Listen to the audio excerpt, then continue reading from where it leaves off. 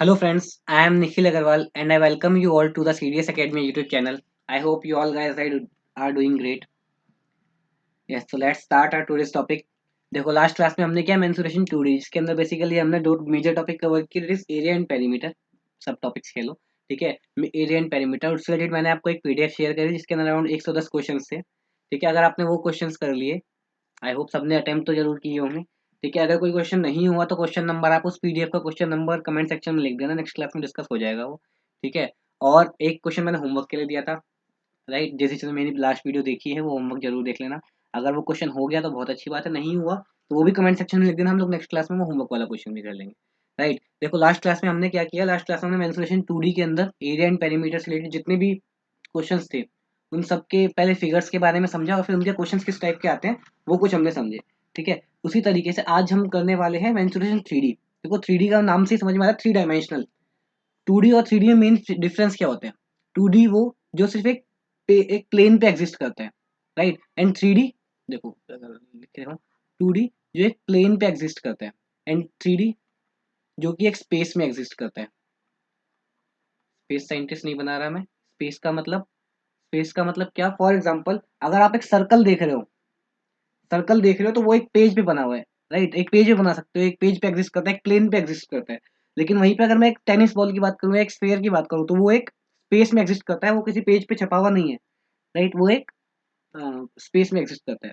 उसी तरीके से जो चीज़ आप फील कर सकते हो ठीक है फील करने का मतलब समझ रहे हो आप लोग ठीक है, वो एक 3 डायमेंशनल फिगर होती है राइट। और प्लेन पे जो एग्जिस्ट करती है वो 2 डायमेंशनल फिगर होती है। 3D के अंदर क्या क्या होता है, 3D के अंदर पेरीमीटर नहीं होता ठीक है, सरफेस एरिया एंड वॉल्यूम होता है ठीक है। जो काम मोस्ट प्रोबेबली जो काम 2D के अंदर पेरीमीटर करता था वो काम यहाँ पे एरिया करेगा राइट, एंड जो काम वहाँ पे एरिया करता था वो काम यहाँ पे वॉल्यूम करेगा।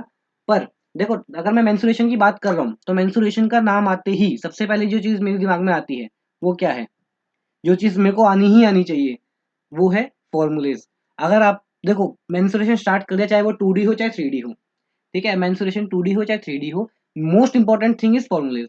आपको गिने चुने कुछ फॉर्मूलेज मिले हैं हर टॉपिक से रिलेटेड, हर फिगर से रिलेटेड ठीक है, वो फॉर्मूलेज आपको याद होने चाहिए क्योंकि अगर फॉर्मूलेज याद है तो क्वेश्चन में एक चीज गिवन होगी, उसके फॉर्मूला लगाया आपने, उससे एक चीज मिलेगी आपको। 95% क्वेश्चन में यही होता है कि आपको कोई भी एक टर्म गिवन दे देगा, वॉल्यूम, सरफेस एरिया, पेरीमीटर, कुछ ना एक चीज गिवन दे देगा, उससे आपको एक वेरिएबल की वैल्यू मिल जाएगी और उसको नेक्स्ट थिंग में पुट करके आपका आंसर निकल जाएगा। मोस्ट प्रोबेबली इतने इजी क्वेश्चन होते हैं, लेकिन जिस बच्चे को फॉर्मूला ही नहीं पता वो वहाँ पे क्वेश्चन छोड़ के अलावा कुछ कर सकता है, छोड़ने के अलावा नहीं कर सकता।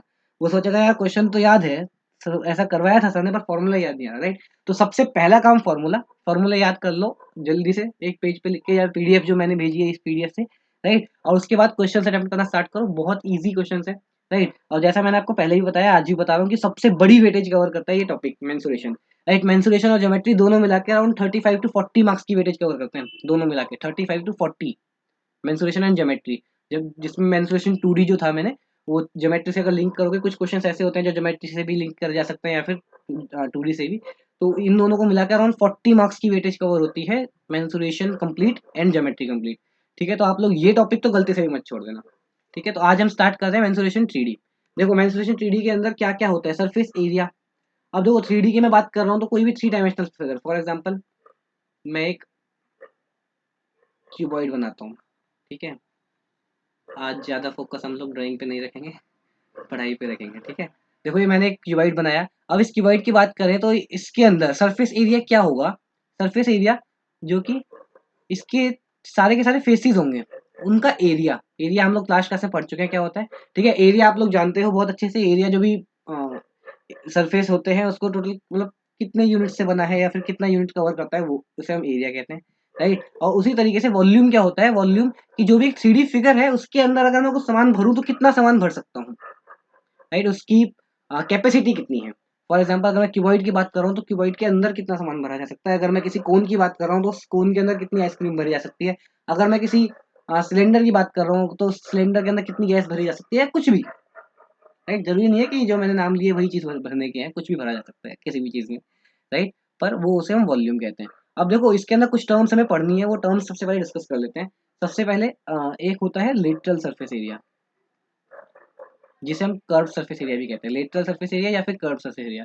ये क्या होता है, अब मैंने बोला कि क्यूबॉइड जो है सबसे पहले मैंने एग्जांपल क्यूबॉइड का लिया। क्यूबॉइड क्या होता है, आप लोगों ने नाम तो सुना ही होगा, पहले मैंने नहीं बताया तो भी। क्यूबॉइड क्या होता है, एक जैसे आप लोग जिस रूम में बैठे हो वो मे भी क्यूबॉइड फॉर्म का हो सकता है, राइट, या क्यूब का हो सकता है या क्यूबॉइड का हो सकता है, अगर राइट, तो क्यूबॉइड फॉर्म का हो सकता है। उसके अलावा कोई ब्रिक हो गई, कोई ईंट हो गई, राइट, एक सीपीयू का बॉक्स रखा है मेरे सामने, ये क्यूबॉइड फॉर्म का है, कोई भी चीज, राइट, क्यूबॉइड फॉर्म का है। तो लेटरल सरफेस एरिया या कर्व सरफेस एरिया क्या होता है, उस चीज के ऊपर नीचे के ढक्कन छोड़ दो, राइट। ढक्कन छोड़ने का मतलब है ऊपर और नीचे का पार्ट छोड़ दो, दोनों बेसिस, दोनों टॉप टॉप एंड बेस छोड़ दो। उसके अलावा जो चार दीवारी बची उसका एरिया, उसे हम लिटरल सरफेस एरिया कहते हैं। चार दीवारी तो सिर्फ क्यूबॉइड में अप्लाई हो रहा है। अगर मैं सिलेंडर की बात कर रहा हूँ तो सिलेंडर है कोई आपके साथ में, अगर सिलेंडर दोनों तरफ से ऊपर नीचे का एरिया लोगे, अगर एरिया लेते हो तो उसे हम कहते हैं टोटल सरफेस एरिया। और ऊपर नीचे का एरिया नहीं लेते, टॉप एंड बेस का एरिया, तो वो होता है curve surface area. Clear. And volume I have told you, जो कि उसकी कैपेसिटी होती है। ठीक है, स्टार्ट करते हैं हम लोग। देखो आज के जो कुछ टॉपिक्स हैं लाइन से हम लोग पढ़ते चलेंगे लास्ट क्लास की तरह। मेरे पढ़ाने का तरीका आप लोग जानते हो, ठीक है।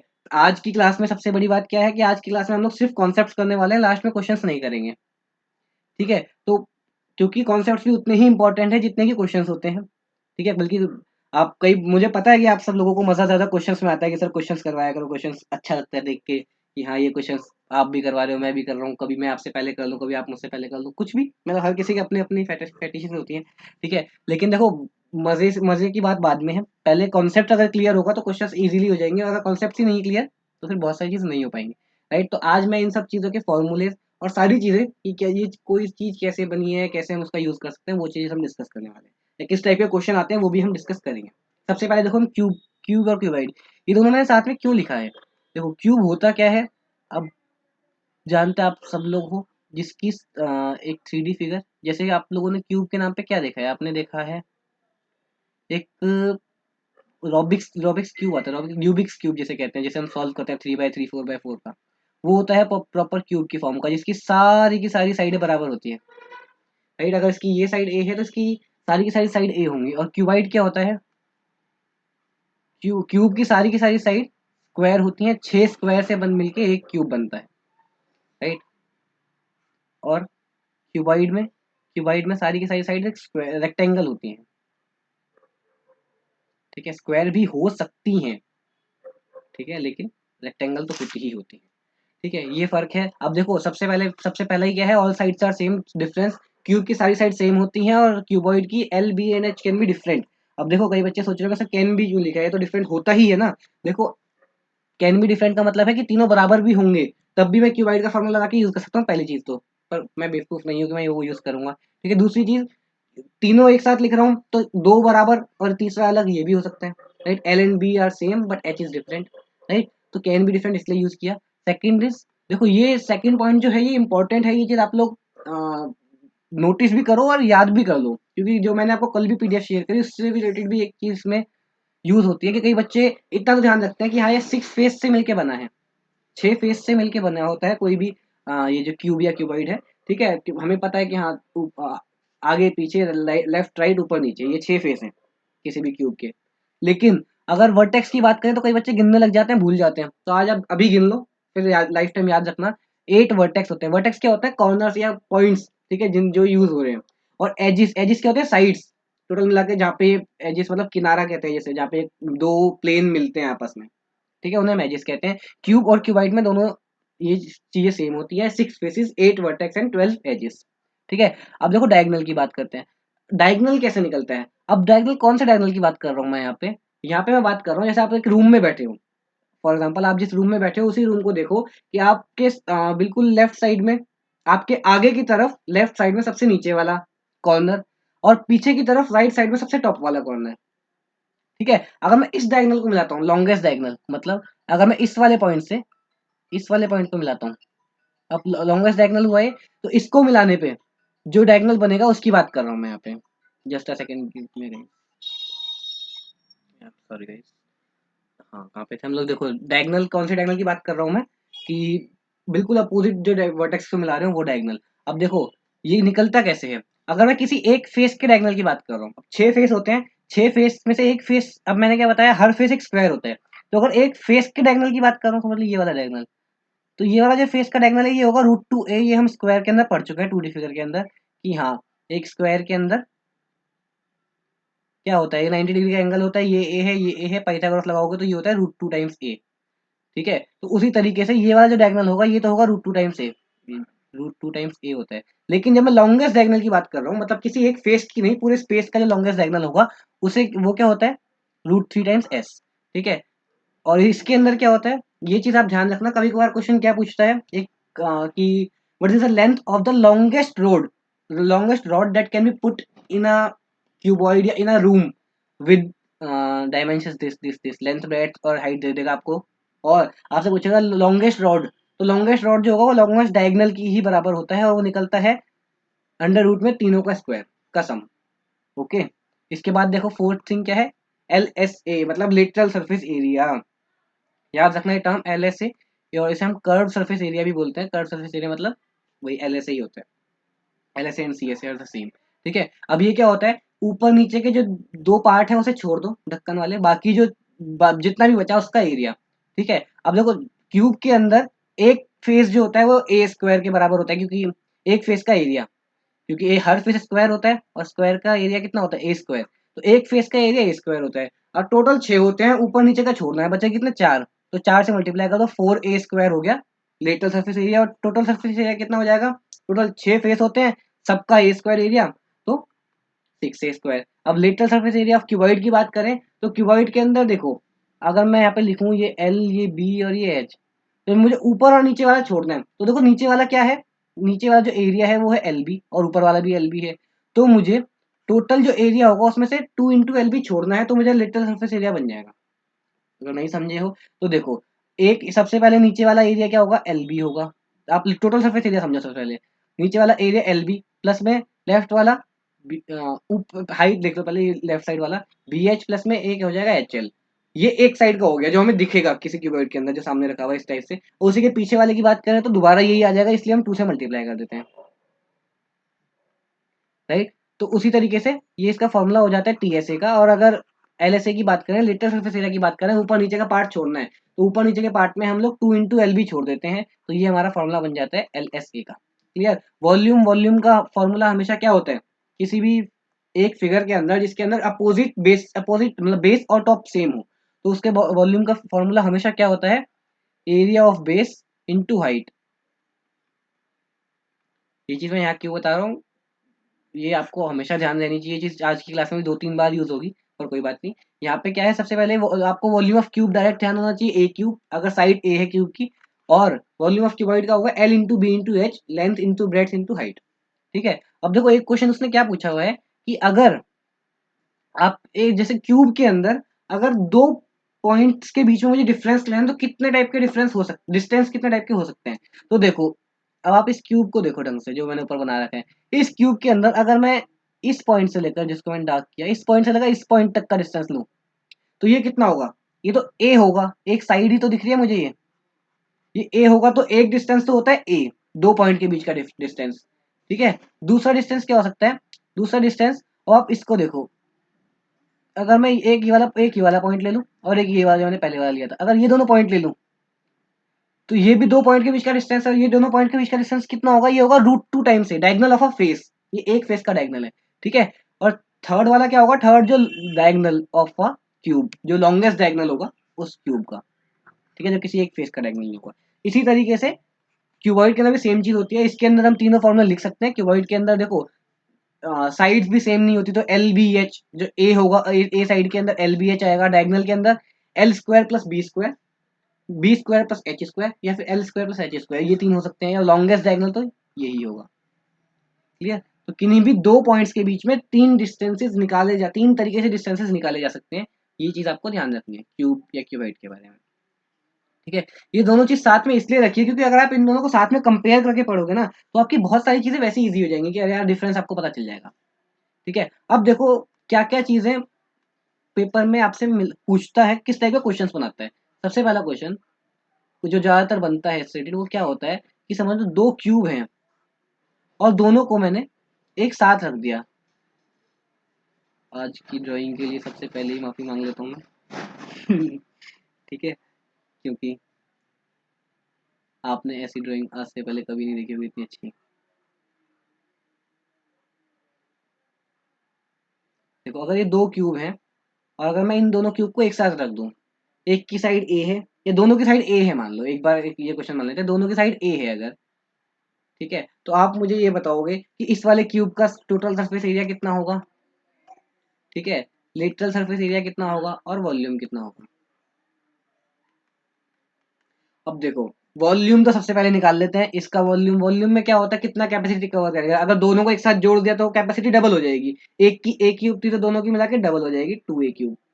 अब लेटरल सरफेस एरिया की बात करते हैं, लेटरल सरफेस एरिया क्या होता है, अगर मुझे ऊपर नीचे के पार्ट छोड़ने हैं। अब देखो जब भी मैं लेटरल सरफेस एरिया की बात कर रहा हूँ तो मेरे को पहली बात तो लेटरल एक क्यूबॉइड बन गया, ये आपको क्यूबॉइड बना हुआ दिख रहा होगा, क्यूबॉइड के लेटरल सरफेस एरिया का फॉर्मूला क्या होता है, पहले आप उस तरीके से देख लो, 2 × L, ये नीचे वाली साइड L होती है और नीचे वाली हो गई 2a, ठीक है, L मतलब 2a प्लस में B इंटू एच मतलब कि 6a², ये हो गया लेटरल सरफेस एरिया।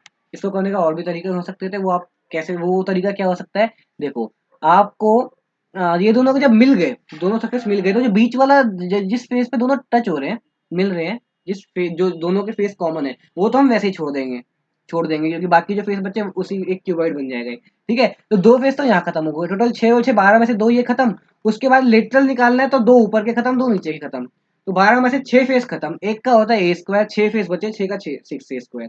अब टोटल सरफेस एरिया निकालना है, टोटल सरफेस एरिया के अंदर सिर्फ ये दो फेस खत्म होंगे जो बीच में मिल रहे हैं, बाकी 4 ऊपर वाले भी काउंट होंगे, मतलब सिर्फ ये दो खत्म होंगे 12 में से दो गए तो बचा 10a²।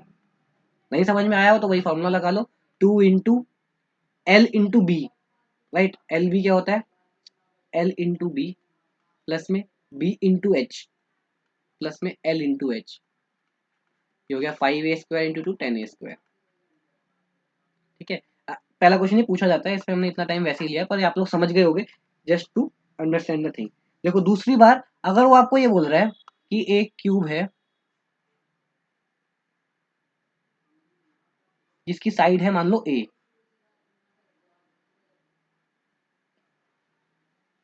ठीक है, एक क्यूब है जिसकी साइड है a और उसी के ऊपर, ऊपर कह लो या कहीं साइड में कह लो, उसी के ऊपर अगर मैं दूसरा क्यूब बनाऊं,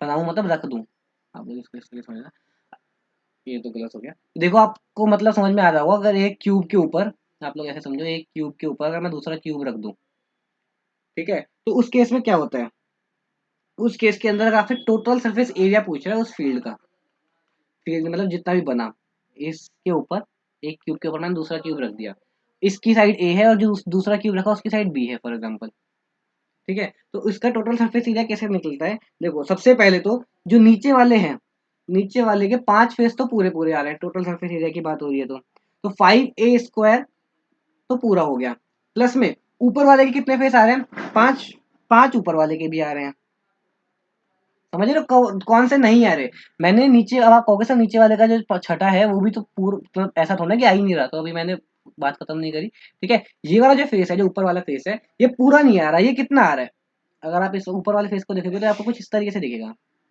ठीक है, तो ये इतना इतना आ रहा है। देखो अब अभी तक हमने क्या किया है आप समझ में आया होगा आपको, पहले नीचे वाले क्यूब के 5 फेसेस ले लिए, फिर ऊपर वाले क्यूब के 5 फेसेस ले लिए, टोटल सरफेस एरिया की बात कर रहा हूँ मैं यहाँ पे, प्लस में जो छठा फेस जो दोनों को मिला के बन रहा है इस वाले का, इसका एरिया कैसे निकलेगा, बड़े वाले का स्क्वायर माइनस छोटे वाले का स्क्वायर, बस इतनी सी बात है, मतलब बड़े वाले का एरिया, बड़े वाले स्क्वायर का एरिया माइनस छोटे वाले स्क्वायर का एरिया, अब आप निकाल लो 6a² प्लस 4b², ये आपका बन जाएगा इस चीज का एरिया, अगर आपके पास एक बड़े क्यूब के ऊपर एक छोटा क्यूब रख दिया जाए, ठीक है। इसके बाद कभी कभार क्वेश्चन क्या पूछता है, कभी कभार क्वेश्चन पूछता है कि अगर एक क्यूब, नीचे वाले पेज पे चलते हैं, अगर एक क्यूब है फॉर एग्जांपल इस टाइप का,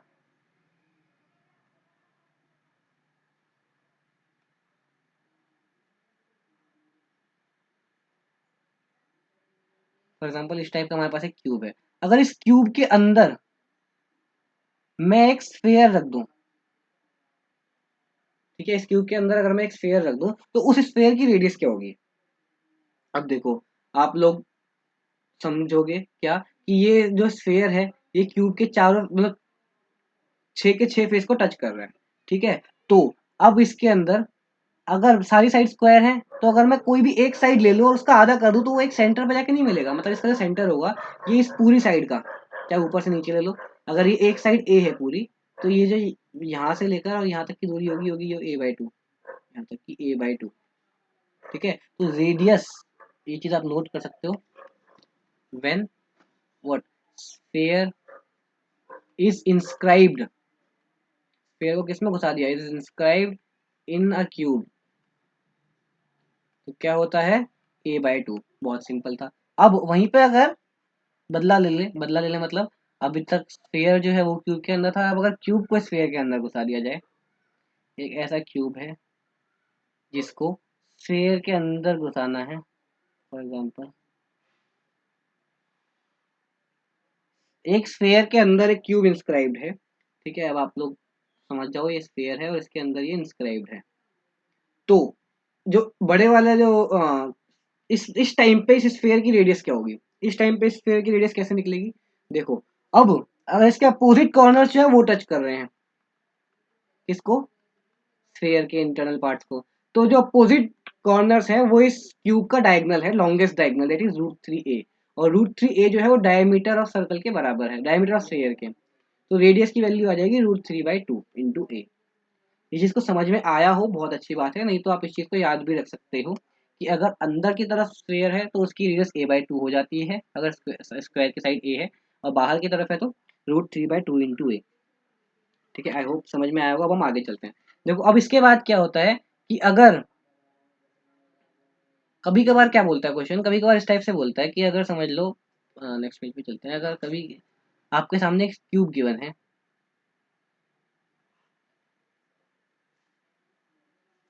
एक सेकंड,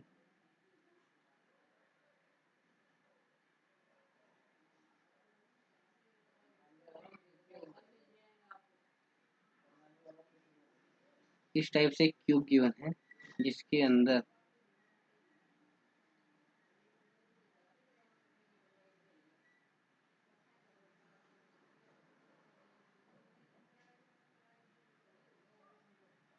कंफ्यूज मत होना, एक मिनट सब समझाऊंगा क्या कर रहे हैं हम। बन गया ना, बढ़िया। देखो कभी कभार क्या होता है, आपको दिया होता है कि एक क्यूब गिवन है आपके सामने, और उस क्यूब के एक कॉर्नर से, उस क्यूब के एक कॉर्नर से एक छोटा क्यूब काटा जाता है, समझ लो ऐसे कॉर्नर से एक छोटा क्यूब काटा जा रहा है। तो जो छोटा क्यूब काटा गया, उस काटने के बाद उस छोटे को, अब देखो वॉल्यूम पूछेगा अगर, तो वॉल्यूम आप लोग समझ गए कि हाँ बड़े वाले की वॉल्यूम आए, छोटे वाले की वॉल्यूम आ जाएगा, जो बचा हुआ एरिया है, बचा हुआ पार्ट है। लेकिन वॉल्यूम ना पूछ के वो पूछ रहा है कि मुझे बताओ कि उसका एरिया कितना होगा। ठीक है, उसका टोटल सरफेस एरिया जो होगा वो कितना बचेगा, अगर ये जो बड़ा क्यूब है उसकी साइड ए है और जो छोटा वाला काटा गया उसकी साइड बी है। तो देखो अगर एक कोने से काटा जा रहा है, इसके तीन डिफरेंट केस बनते हैं। अगर एक कोने से काटा जा रहा है तो आप लोग ध्यान से समझो कि पहले तो क्यूब का जो आ, ये टोटल सरफेस एरिया है वो होता है 6a² जो पूरा है। अब इसमें से कट कितना गया, ये जो आपको कोने में दिख रहा है, ये जो कोने में आपको दिख रहा है कि मैंने एक पीस काट लिया, इसमें से बी साइड का एक क्यूब काट लिया, तो इसके तीन फेस तो कट गए। और तीन फेस मतलब टोटल मिला के कितने फेस इसमें से चले गए, तीन फेस तो चले गए इसके। आपको दिख रहा है तीन फेस बचे हुए यहाँ पे, और तीन फेस वापस आ गए। तो इस पे कोई इफेक्ट नहीं पड़ा। समझ में आया। देखो अब आप एक कोने से, अगर एक किसी भी क्यूब के एक कोने से, आप वही एग्जांपल ले लो, कौन सा, आपके सामने एक रूबिक्स क्यूब है 3x3 का। ठीक है, इसके अंदर कितने 6 कलर होते हैं, आप लोग सब जानते हो, white yellow orange green blue जो भी होते हैं। ठीक है, अब आपने कोई भी एक कॉर्नर से एक पीस निकाल लिया, पूरे की लेंथ जो भी है समझ लो 3 है और एक की लेंथ 1 है, तो आपने उस 1 को निकाल लिया, तो उस वो निकालने के बाद आपके पास जो एरिया बना, टोटल सरफेस एरिया, वो कितना बचा, कोई भी इफेक्ट नहीं पड़ेगा। क्यों नहीं पड़ेगा, क्यों, क्योंकि जो आपने निकाला, तो वो निकालने की वजह से जितना एरिया गया उसका एक्स्ट्रा, उतना तो वापस जुड़ गया। फॉर एग्जांपल आप 2D फिगर में देख के एक बार समझो। अगर एक 2D फिगर में आपके सामने लगा रहा हूँ, ये एक स्क्वायर है, अगर स्क्वायर के मैं यहाँ से एक और स्क्वायर यहाँ से काट रहा हूँ, ठीक है, मतलब आप ये फिगर बनी कुछ इस टाइप की, तो आप मुझे बताओ पहले वाले स्क्वायर के पेरीमीटर में से, क्योंकि जब 2D में पेरीमीटर होगा तो 3D में स्क्वायर होगा, राइट, तो पहले वाले के पेरीमीटर में से अब क्या इफेक्ट पड़ेगा, अगर समझ लो इसकी लेंथ 4 है, इसकी लेंथ 1 है, कुछ इफेक्ट पड़ेगा इसमें और इसमें। अब आप लोग दिमाग लगाओगे, सर ये पूरा 4, ये पूरा 4, ठीक है, 4 में से ये 1 गया तो ये बचा 3, और ये भी बचा 3, ये बचा 1 और ये भी बचा 1। अब आप टोटल करोगे तो 4 4 जा 16 यहाँ भी और 4 4 जा 16 यहाँ भी, तो कोई इफेक्ट नहीं पड़ा। ठीक है, अब आप ऐसे दिमाग लगा के कर रहे हो वो अलग चीज़ है, पर आप लोग ऐसे डायरेक्ट याद रखोगे इसको कि अगर एक कोने से काटा जा रहा है, ठीक है, तो उसके अंदर कोई इफेक्ट नहीं पड़ता, तीनों अगर पार्ट कवर हो जाए वहीं पे। अब आप स्क्वायर से समझो, जल्दी समझोगे। अगर स्क्वायर के अंदर मैं बीच में से काट लेता हूँ यहाँ से, राइट, बीच में से काटने का क्या फायदा होगा, एक मिनट देखो यहाँ पे देखो, तो अब ये फिगर कुछ इस टाइप की दिखेगी। अब बताओ एरिया में क्या फर्क पड़ेगा। देखो ये ए पहले से था, ये बी साइड का है, तो पेरीमीटर में 2D की बात करें तो पेरीमीटर में बात करेंगे, ठीक है। अब इसके अंदर पेरीमीटर में कितना फर्क पड़ेगा, पहले 4A था, ठीक है, 4A में से कितना पार्ट चला गया, तो ये वाला पार्ट पहले था और अब चला गया, तो ये माइनस कर देंगे जो चला गया, बी पार्ट, सॉरी बी चला गया, और प्लस में जुड़ कितना गया, तीन पार्ट, तीन साइड जुड़ गए, एक ये जुड़ गया, एक ये जुड़ गया, एक ये जुड़ गया, तो 3B जुड़ गया, मतलब कि 4A plus 2B net effect आया। वैसे ही अगर मैं एक क्यूब के,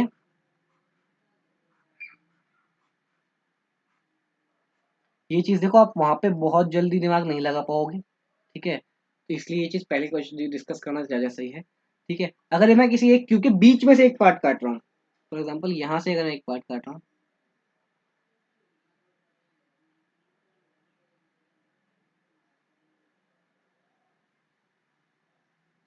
ठीक है, ये मैंने काट लिया यहाँ से, अगर ये काट रहा हूँ तो इसमें कितना इफेक्ट पड़ेगा, आप देखो टोटल 6A² होता है, माइनस में 2B² चला गया, कितने पार्ट चले गए, इसके दो पार्ट जाएंगे यहाँ से जब मैं काटूंगा। कितने पार्ट को आप छू सकते थे, एक ऊपर वाले को एक साइड वाले को, दो को छू सकते थे, दो चले गए, बचे कितने, चार पार्ट, चार फेस बचे, तो इसका हो जाएगा 6A² प्लस 4 प्लस 2B²।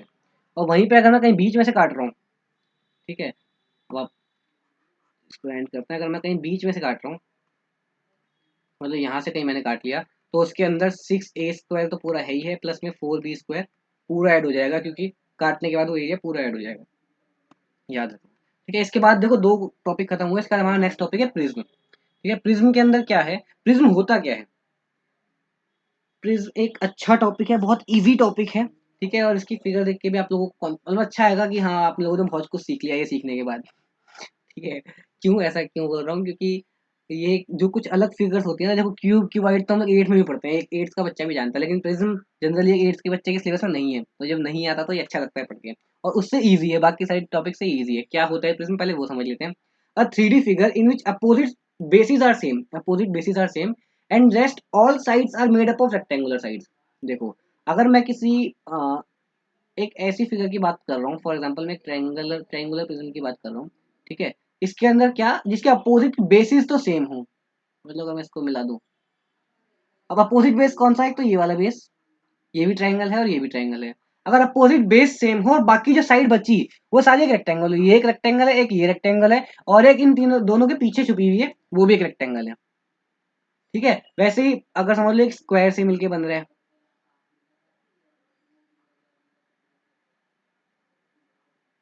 बच्चे सोच रहे होंगे सर ये क्या पढ़ा रहे हो आप स्क्वायर के नाम पे, ऐसा तो आपने रूम बस दिखाया था।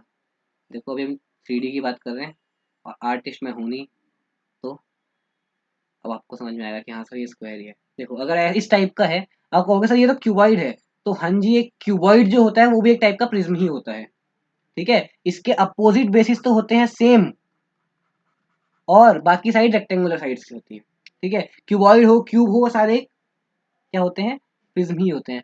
वहीं पे अगर मैं एक पेंटागन ले लूं,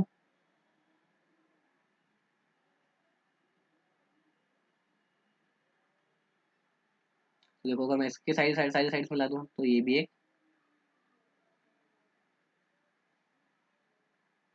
एक प्रिज्म बन गया। कहने का मतलब क्या है वो समझ गए होगा, इसके अपोजिट बेसिस सेम हो, अपोजिट बेस सेम होना बहुत जरूरी है, अपोजिट बेस सेम हो, और बाकी सारी साइड्स जो है वो एक रेक्टेंगुलर साइड से बनी हो, रेक्टेंगुलर साइड से बनी, ठीक है। अब देखो इसके लेटरल सरफेस एरिया का फॉर्मूला क्या होता है, ऊपर का बेस और नीचे का बेस छोड़ दो, तो बाकी जो लेटरल सरफेस एरिया का फॉर्मूला क्या होता है, perimeter of base. For example अगर मैं इसकी बात करूँ तो समझ लो ट्रायंगल में ए बी और इसको सी मान लो, लिटरल सरफेस एरिया कैसे निकलेगा, तीनों के तीनों जो फेस बन रहे थे रेक्टेंगुलर, उनको आपको ऐड करना है, तो हर फेस में अगर तीन साइड है तो A H plus B H plus C H इस टाइप से बनेगा एरिया, चार साइड्स हैं तो डी एच भी ऐड हो जाएगा, तो कुल मिला के आप एच कॉमन लोगे तो ए प्लस बी प्लस सी जितनी भी साइड्स हैं उतनी अंदर आ जाएंगी, उन सबका सम इंटू में एच आ जाएगा, तो जो साइड्स का सम होता है सम पेरीमीटर बोलते हैं, अगर तीन साइड है तो तीन, चार है तो चार, और इंटू में हाइट। अब आप इसको उस पर अप्लाई भी करके देख सकते हो क्यूबॉइड पे या क्यूब पे, क्लियर। इसके बाद देखो टीएसए, टीएसए क्या होता है, टोटल सरफेस एरिया, जिसके अंदर मतलब लिटरल सरफेस एरिया तो होगा ही होगा, प्लस में जो भी होगा पेरीमीटर इंटू हाइट मान लो, उसके प्लस में 2 इंटू एरिया ऑफ बेस। अगर बेस ट्राइंगल दिया है, कुछ ना कुछ ऐसा देगा जो आप इजीली निकाल सकते हो, equilateral triangle, right angle triangle, square, rectangle, या फिर पेंटागन, पेंटागन का एरिया भी निकाल सकते हो आप लोग, राइट। और कुछ और भी दे सकता है, राइट, उस टाइप से 2 इंटू एरिया ऑफ बेस। और वॉल्यूम मैंने आपको लास्ट पेज पे भी बताया क्या, कि कोई भी ऐसी फिगर जिसके अपोजिट बेस सेम हो, ठीक है, जिसके अपोजिट बेस सेम हो, चाहे वो प्रिज्म हो, कुछ ऐसी फिगर भी हो सकती है जो प्रिज्म ना हो पर अपोजिट बेस सेम हो, क्योंकि प्रिज्म के लिए एक कंडीशन और है कि रेक्टेंगुलर साइड्स होनी चाहिए, राइट। लेकिन अगर अपोजिट बेस सेम हो तब भी वॉल्यूम का फॉर्मूला हमेशा यही होता है, area of base into height, ठीक है। तो अगर 5 का है तो एरिया ऑफ बेस निकालो, उसको हाइट से मल्टीप्लाई करो, आपका वॉल्यूम निकल जाएगा। जैसे सिंपल प्रिज्म, क्लियर। अब देखो प्रिज्म से रिलेटेड क्वेश्चन बनते किस तरीके के हैं, आपसे कुछ भी पूछ सकता है प्रिज्म, और अच्छा क्वेश्चन पूछता है, और पूछता भी है, ऐसा नहीं है कि छोड़ ही दिया प्रिज्म को उसने, ठीक है। लास्ट 2 पेपर में नहीं पूछा, पर अच्छा टॉपिक है। देखो एक क्वेश्चन जो मेरे को ध्यान आ रहा है प्रिज्म से रिलेटेड, कि आपके सामने, एक सेकेंड, एक क्वेश्चन उसने बहुत अच्छा क्वेश्चन पूछा था प्रिज्म से रिलेटेड। क्या पूछा था कि उसके अंदर, मैं फिगर कैसे बनेगी, आप लोग इमेजिन करो कि, चलो एक मिनट रुको, वो क्वेश्चन आपको लास्ट में कराता हूँ, मेरे को फिगर देख के बनानी पड़ेगी उसकी, ठीक है। मतलब होता क्या है उस क्वेश्चन के अंदर, जैसे हम लोगों की जनरली छत पे, या फिर जब हम जीने पे चढ़ते हैं तो जीने के जो नीचे वाला पार्ट होता है, जो जीने होते हैं वो तो ऊपर जा रहे होते हैं, ठीक है, सीढ़ी वाले टाइप के होते हैं। और जो जीने नहीं होते, जो सिंपल पार्ट होते हैं, वो कुछ किस टाइप के दिखते हैं हमको, ठीक है, वो नीचे से ऊपर एक स्लोप टाइप के दिख रहे होते हैं, ठीक है, जिसके अंदर समझ लो यहाँ से, अब आप 2D फिगर में समझो, ये है, और ये ऐसे एक जीना जा रहा है, मतलब इसके ऊपर जीना होगा कहीं पर, हम नीचे की तरफ से देख रहे हैं, ठीक है, और यहाँ पे भी दूसरी दीवार है, और इसके अंदर वॉल्यूम पूछा था, इसका वॉल्यूम पूछा था एक पेपर के अंदर, ठीक है। 2D फिगर आई हो, आप समझ रहे होगे कि जब आप हर कोई अपने घर में इमेजिन कर सकता है, क्योंकि कोई भी ऐसा तो नहीं है जिसने घर के बाहर लोहे की सीढ़ियाँ लगवा रखी होंगी, या फिर लिफ्ट लगवा रखे, सबने सीढ़ियाँ है ही नहीं, तो घर के अंदर जिसकी भी सीढ़ियाँ हैं वो तो समझ जाएंगी, ठीक है, कि अगर घर के अंदर सीढ़ियाँ हैं तो सीढ़ियों के ऊपर तो आप चढ़ के जाते हो, और जो पार्ट नीचे का होता है सीढ़ियों का, वो कुछ इस टाइप का दिखता है, ठीक है, नीचे से ऊपर चढ़ता हुआ इस टाइप से। और किसी किसी के में ये ऐसा होता है यहाँ पे, ये नीचे वाला, और किसी की जमीन से चालू होती है, समझ लो अगर ऐसा है, क्वेश्चन ने ऐसा दिया था कि ऐसा है, ठीक है। तो आप, अब आप लोग ये बताओ कि इसके अंदर इसका वॉल्यूम क्या होगा। तो इस टाइप के क्वेश्चन के अंदर करने के लिए करना क्या था, आपको बस ये पहचानना था कि इसके कौन से बेसिस, कौन से दो अपोजिट बेस सेम होंगे, बेस किसको लेना है आपको, ठीक है। आप इसको हाँ मैं ऐसे बना सकता हूँ ना,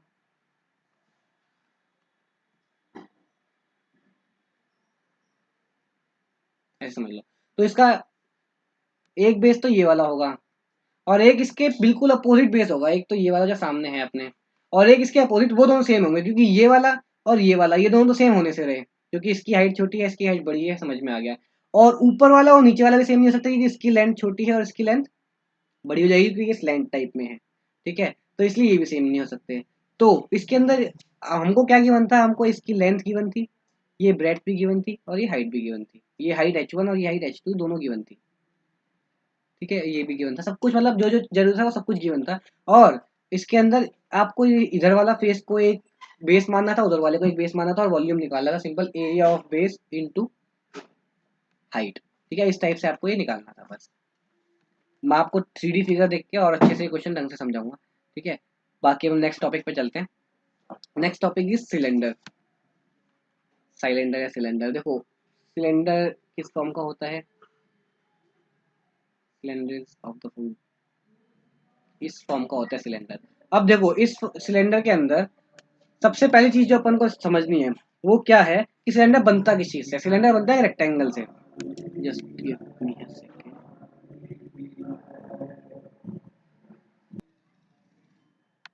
यस गाइस, देखो क्या कह रहा था मैं यहाँ पे, कि हाँ ये एक रेक्टेंगल से बनता है सिलेंडर।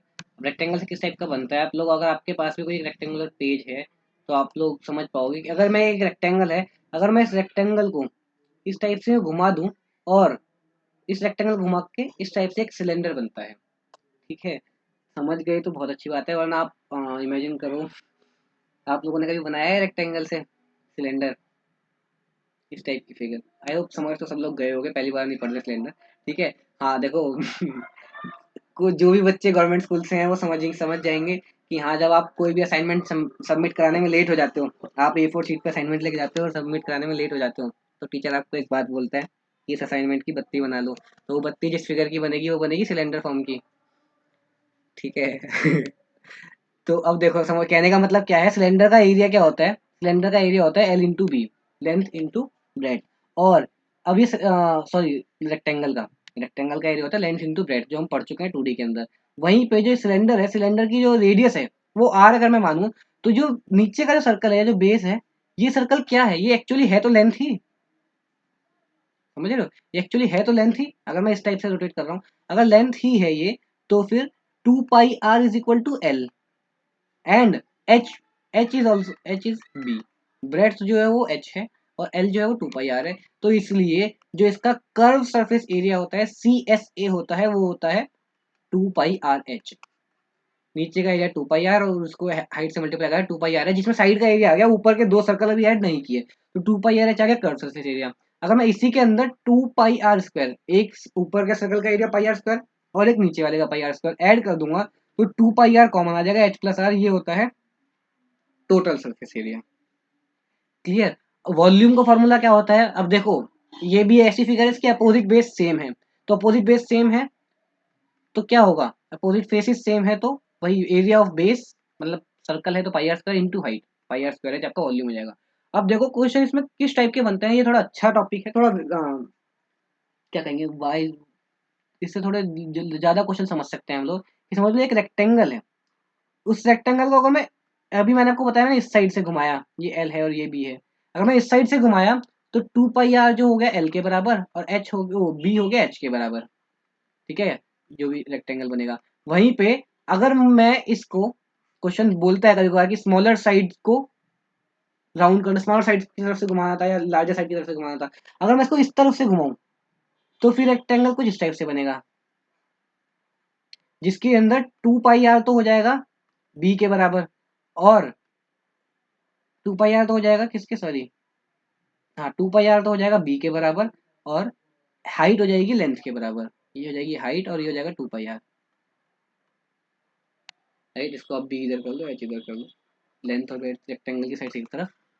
ठीक है। और किस तरीके से बन सकता है सिलेंडर, अगर मेरे को एक रेक्टेंगल गिवन हो, और मैं इस रेक्टेंगल को एक कोई भी बेस दे दे आपको, ठीक है, या इसी की एक साइड ही बेस देता है जनरली, इस एक साइड के बेस के अगेंस्ट अगर मुझे इसको रोटेट करना हो, तो वो रोटेशन करने पे जो फिगर बनेगी वो भी एक रेक्टेंगल, वो सिलेंडर बनेगी, राइट, एक सिलेंडर बनेगी। तो अगर ये सिलेंडर जो बन रहा है, इस सिलेंडर के अंदर, अब देखो ये एल था, ये बी था, तो आर तो आ गया, रेडियस तो आ गया बी के बराबर, और हाइट आ गई किसके, लेंथ के बराबर। बाकी चीज आप यूज कर सकते हो। ठीक है, वहीं पे अगर ये मैं इसको वर्टिकली ना घुमा, हॉरिजॉन्टली ना घुमा के वर्टिकली घुमा रहा होता, इस बेस की तरफ घुमा रहा होता, तो फिर ऐसे घूम रहा होता है, रोटेट करने के लिए स्पेशल क्वेश्चन बोलेगा रोटेट करने के लिए। क्वेश्चन आपको स्पेशली ये भी दे सकता है बस कि हाँ, आपको रेक्टेंगल से बनाना है अपना सिलेंडर, सिलेंडर बोल मतलब वैसे डायरेक्ट दे ही ना, तो आपको अपनी मर्जी से बनाना पड़ेगा, तो सारे तरीके से बनाना आना चाहिए किस तरीके से बनता है। ये एल था, ये बी था, ठीक है, अब ये बी जो है वो एच है यहाँ पे, और जो एल है वो रेडियस हो जाएगी। क्लियर। अब देखो एक चीज और हो सकती है क्या, यहाँ पे आप लोग थोड़ा अगर दिमाग लगा पाओ, देखो, अगर ये है, अगर यहाँ पे इस एक साइड को बेस ना मान के थोड़ा इससे थोड़ा 1 सेंटीमीटर दूर का एक बेस मान ले, ठीक है, और फिर इसको रोटेट करवाए, तो ये किस टाइप की फिगर बनेगी, अगर आप लोग सोच पा रहे हो। रोटेट करवाने का मतलब समझ लो, इस बेस के चारों तरफ आप घुमा रहे हो इसको, ठीक है, तो ये एक हॉलो इस टाइप का सिलेंडर बनेगा, जिसके अंदर अंदर वाले की रेडियस अलग और बाहर वाले की रेडियस अलग, मतलब अंदर पतला पाइप पाइप टाइप का समझ लो आप।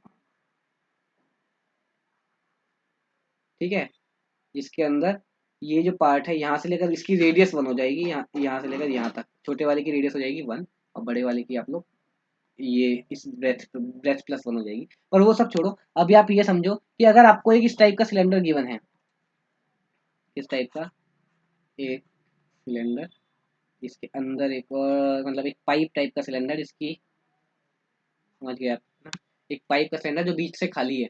तो इस पाइप टाइप के सिलेंडर के अंदर अगर आपसे पूछा जा रहा है कि आप मुझे कर्व सरफेस एरिया बताओ, तो कर्व सरफेस एरिया इसका क्या होगा? साइड वाला एरिया, कर्व नहीं टोटली पूछेगा जनरली, वैसे कर्व तो आप लोग निकाल ही लोगे दोनों एरिया को ऐड करने पे। अब देखो कोई लोग सोचते हैं कि सर एक चीज में से एरिया के पर निकलता कैसे है? आप किसी भी 3D फिगर के ना जिस जिस पार्ट को आप टच कर सकते हो वो उस एरिया का पार्ट होता है। अगर टोटल सरफेस एरिया की बात कर रहा है वो, तो जिस जिस पार्ट को आप टच कर सकते हो वो उस 3D फिगर के अंदर वो एक टोटल सरफेस एरिया का पार्ट होगा। अब जब मैंने एक बड़े सिलेंडर में से एक छोटा सिलेंडर काट दिया, मतलब अंदर से निकाल दिया, तो एरिया ऐड होना चाहिए, माइनस होना चाहिए, सब्ट्रैक्ट होना चाहिए? बच्चों का दिमाग कहता है कि सर सब्ट्रैक्ट होना चाहिए, काट रहे हैं तो। लेकिन नहीं, एरिया ऐड होगा। क्यों? क्योंकि पहले आप सिर्फ बाहर वाले पार्ट को टच कर पा रहे थे, तो खाली बाहर वाला एरिया था। अब जब बीच में से एक पार्ट काट दिया, तो उस बीच वाले पार्ट को भी तो आप टच कर सकते हो, राइट? तो उस बीच वाले पार्ट को अब आप इसको अगर बड़े वाले की रेडियस जो है मैं कैपिटल आर मानूं, और छोटे वाले की जो रेडियस है यहाँ से आता है बेस की रेडियस, उसको मैं स्मॉल आर मानूं, तो मेरे पास क्या निकल के आता है कि पहले तो अगर इस टाइप की फिगर है मुझे, तो बाहर वाले का एरिया पूरा curve surface area of outer side 2 pi R H, H तो सेम है, प्लस में अंदर वाले का एरिया, और प्लस में एक चीज और ऐड हो जाएगी क्या? जो ऊपर वाला सर्कल है, तो आप देखो ऊपर कुछ इस टाइप से दिखेगा आपको ऊपर वाला पार्ट, और इसका एरिया क्या होता है? इसका एरिया होता है दो गुना है, पहली बात तो एक ऊपर एक नीचे, तो दो टू टाइम्स है pi into R square minus R square, ये फॉर्मूला होता है, राइट? तो आप टोटल सरफेस एरिया आपको निकाल सकते हो इससे डायरेक्ट। आपको क्या मिलेगा? तो टू क्या कॉमन आ रहा है? 2 पाई कॉमन आ जाएगा, एच नहीं आ रहा, नहीं एच नहीं आ रहा, तो जाएगा R plus R into H, यहाँ से R plus R into H, plus में R plus R into R minus R, क्योंकि मुझे ये भी कॉमन लेस मैंने इसी स्टेज पे खोल दिया। R R square minus R square को मैंने plus minus A plus B A minus B के फॉर्मूले में खोल दिया। तो 2 पाई के मल्टीप्लाई में जाएगा, अगर मैं आर प्लस आर कॉमन ले लूँ इसमें से, तो मेरे पास क्या बचेगा? एच प्लस में capital R minus small R. ये आपका फॉर्मूला याद करना चाहो तो फॉर्मूला याद कर लो, वरना आप लोग कॉन्सेप्ट समझ गए होगा आई होप, राइट? कि अगर मुझे किसी सिलेंडर में से कोई हॉलो सिलेंडर दिया हुआ है जिसके अंदर इंटरनल रेडियस और एक्सटर्नल रेडियस जो है वो अलग अलग है, तो उसको मुझे कैसे यूज करना है, ठीक है? इसी के साथ साथ कभी कभार क्वेश्चन कैसे पूछता है कि अ, आप लोग एक चीज समझ लो, जैसे मैंने आपको बोला कि एक सर्कल के केस में हमने पढ़ा कि एक सर्कल जो है वो एक केस मतलब एक राउंड के अंदर कितना लेंथ कितना पार्ट कवर करता है, अपने सर्कमफ्रेंस की कितना कवर करता है। वहीं पे कभी कभार क्वेश्चन क्या पूछता है कि एक सिलेंडर जो है, अगर मैं उसको घुमाते घुमाते लेके घर तक आ रहा हूँ, ठीक है, सिलेंडर को रोड पे ऐसे घुमाते घुमाते लेके आते हो ना, तो घुमाते घुमाते घर तक लेके आ रहा हूँ, और उसने टोटल मिला के 40 राउंड कवर किए, तो आप मुझे बताओ कि सिलेंडर वाली दुकान से लेकर और मेरे घर तक की दूरी कितनी है? तो वो किस टाइप से निकाल सकते हो? इस सिलेंडर का कर्व सरफेस एरिया जो है, कर्व सरफेस एरिया जितना भी होगा, वो मतलब ये टोटल एक राउंड में कितना कवर कर रहा है, is equal to distance cover. Curve surface area जो होता है वो क्या होता है? वो होता है distance covered in one revolution. ये चीज आप ध्यान रखना। बाकी देखो और कुछ इसके अंदर से अगर नया आता है तो हम क्वेश्चन में जरूर समझेंगे, ठीक है? इसके अलावा जैसे हमने सिलेंडर के अंदर सिलेंडर समझा, वैसे अगर सिलेंडर के अंदर कोन दे दे वो कभी कभार, नेक्स्ट टॉपिक हमारा कोन ही है, वो भी हम समझने वाले हैं। समझ लो एक सिलेंडर है, और इस सिलेंडर के अंदर से अगर हम एक कोन काट रहे हैं, एक कोन टाइप की फिगर हमने काट ली, ठीक है, तो अब आप मुझे बताओगे, देखो वॉल्यूम में तो आपको ऊपर वाले में भी समझ में आना चाहिए था, मैंने बताया नहीं, पर वॉल्यूम क्या होगा? वॉल्यूम तो बड़े वाले में से छोटे वाले को माइनस कर दो, pi R square H minus pi R square H, ये अलग है ये अलग है, तो इसको मिक्स मत करना, ये हो जाएगा वॉल्यूम के बराबर। तो वॉल्यूम हो जाएगा पाई एच ब्रैकेट में R square minus R square. Volume तो आपको समझ में आ रहा है, बड़े वाले में से छोटा वाला, जैसे आपको 2D के अंदर एरिया तो डायरेक्ट समझ में आ रहा था कि बड़े में से छोटा माइनस कर दो, वैसे 3D के अंदर वॉल्यूम तो बड़े में से छोटा माइनस करने पे वॉल्यूम निकल जाएगा। इसी तरीके से अगर आपको इसका वॉल्यूम निकालना हो, तो वॉल्यूम तो आप volume of cylinder minus cylinder ऐसे लिख लो, माइनस वॉल्यूम ऑफ कोन, ये तो आपको समझ में आ रहा है, वॉल्यूम तो निकाल लोगे वहीं पे। लेकिन अगर आपसे एरिया पूछ रहा है, टोटल सरफेस एरिया पूछ रहा है, तो टोटल सरफेस एरिया इसका इंटरेस्टिंग है कैसे। अब आपने इसको काट लिया, तो आप इसको किस किस पार्ट को टच कर सकते हो? बाहर वाले पूरे पार्ट को टच कर सकते हो क्योंकि अंदर से काटा है। तो जब बाहर वाले पूरे पार्ट को टच कर सकते हो, तो वो क्या होता है? C S A of cylinder, plus में अंदर वाले भी पूरे पार्ट को कवर टच कर सकते हो, तो सी एस ए ऑफ कोन भी टच कर सकते हो। प्लस में क्या नीचे वाले सर्कल को टच कर सकते हो?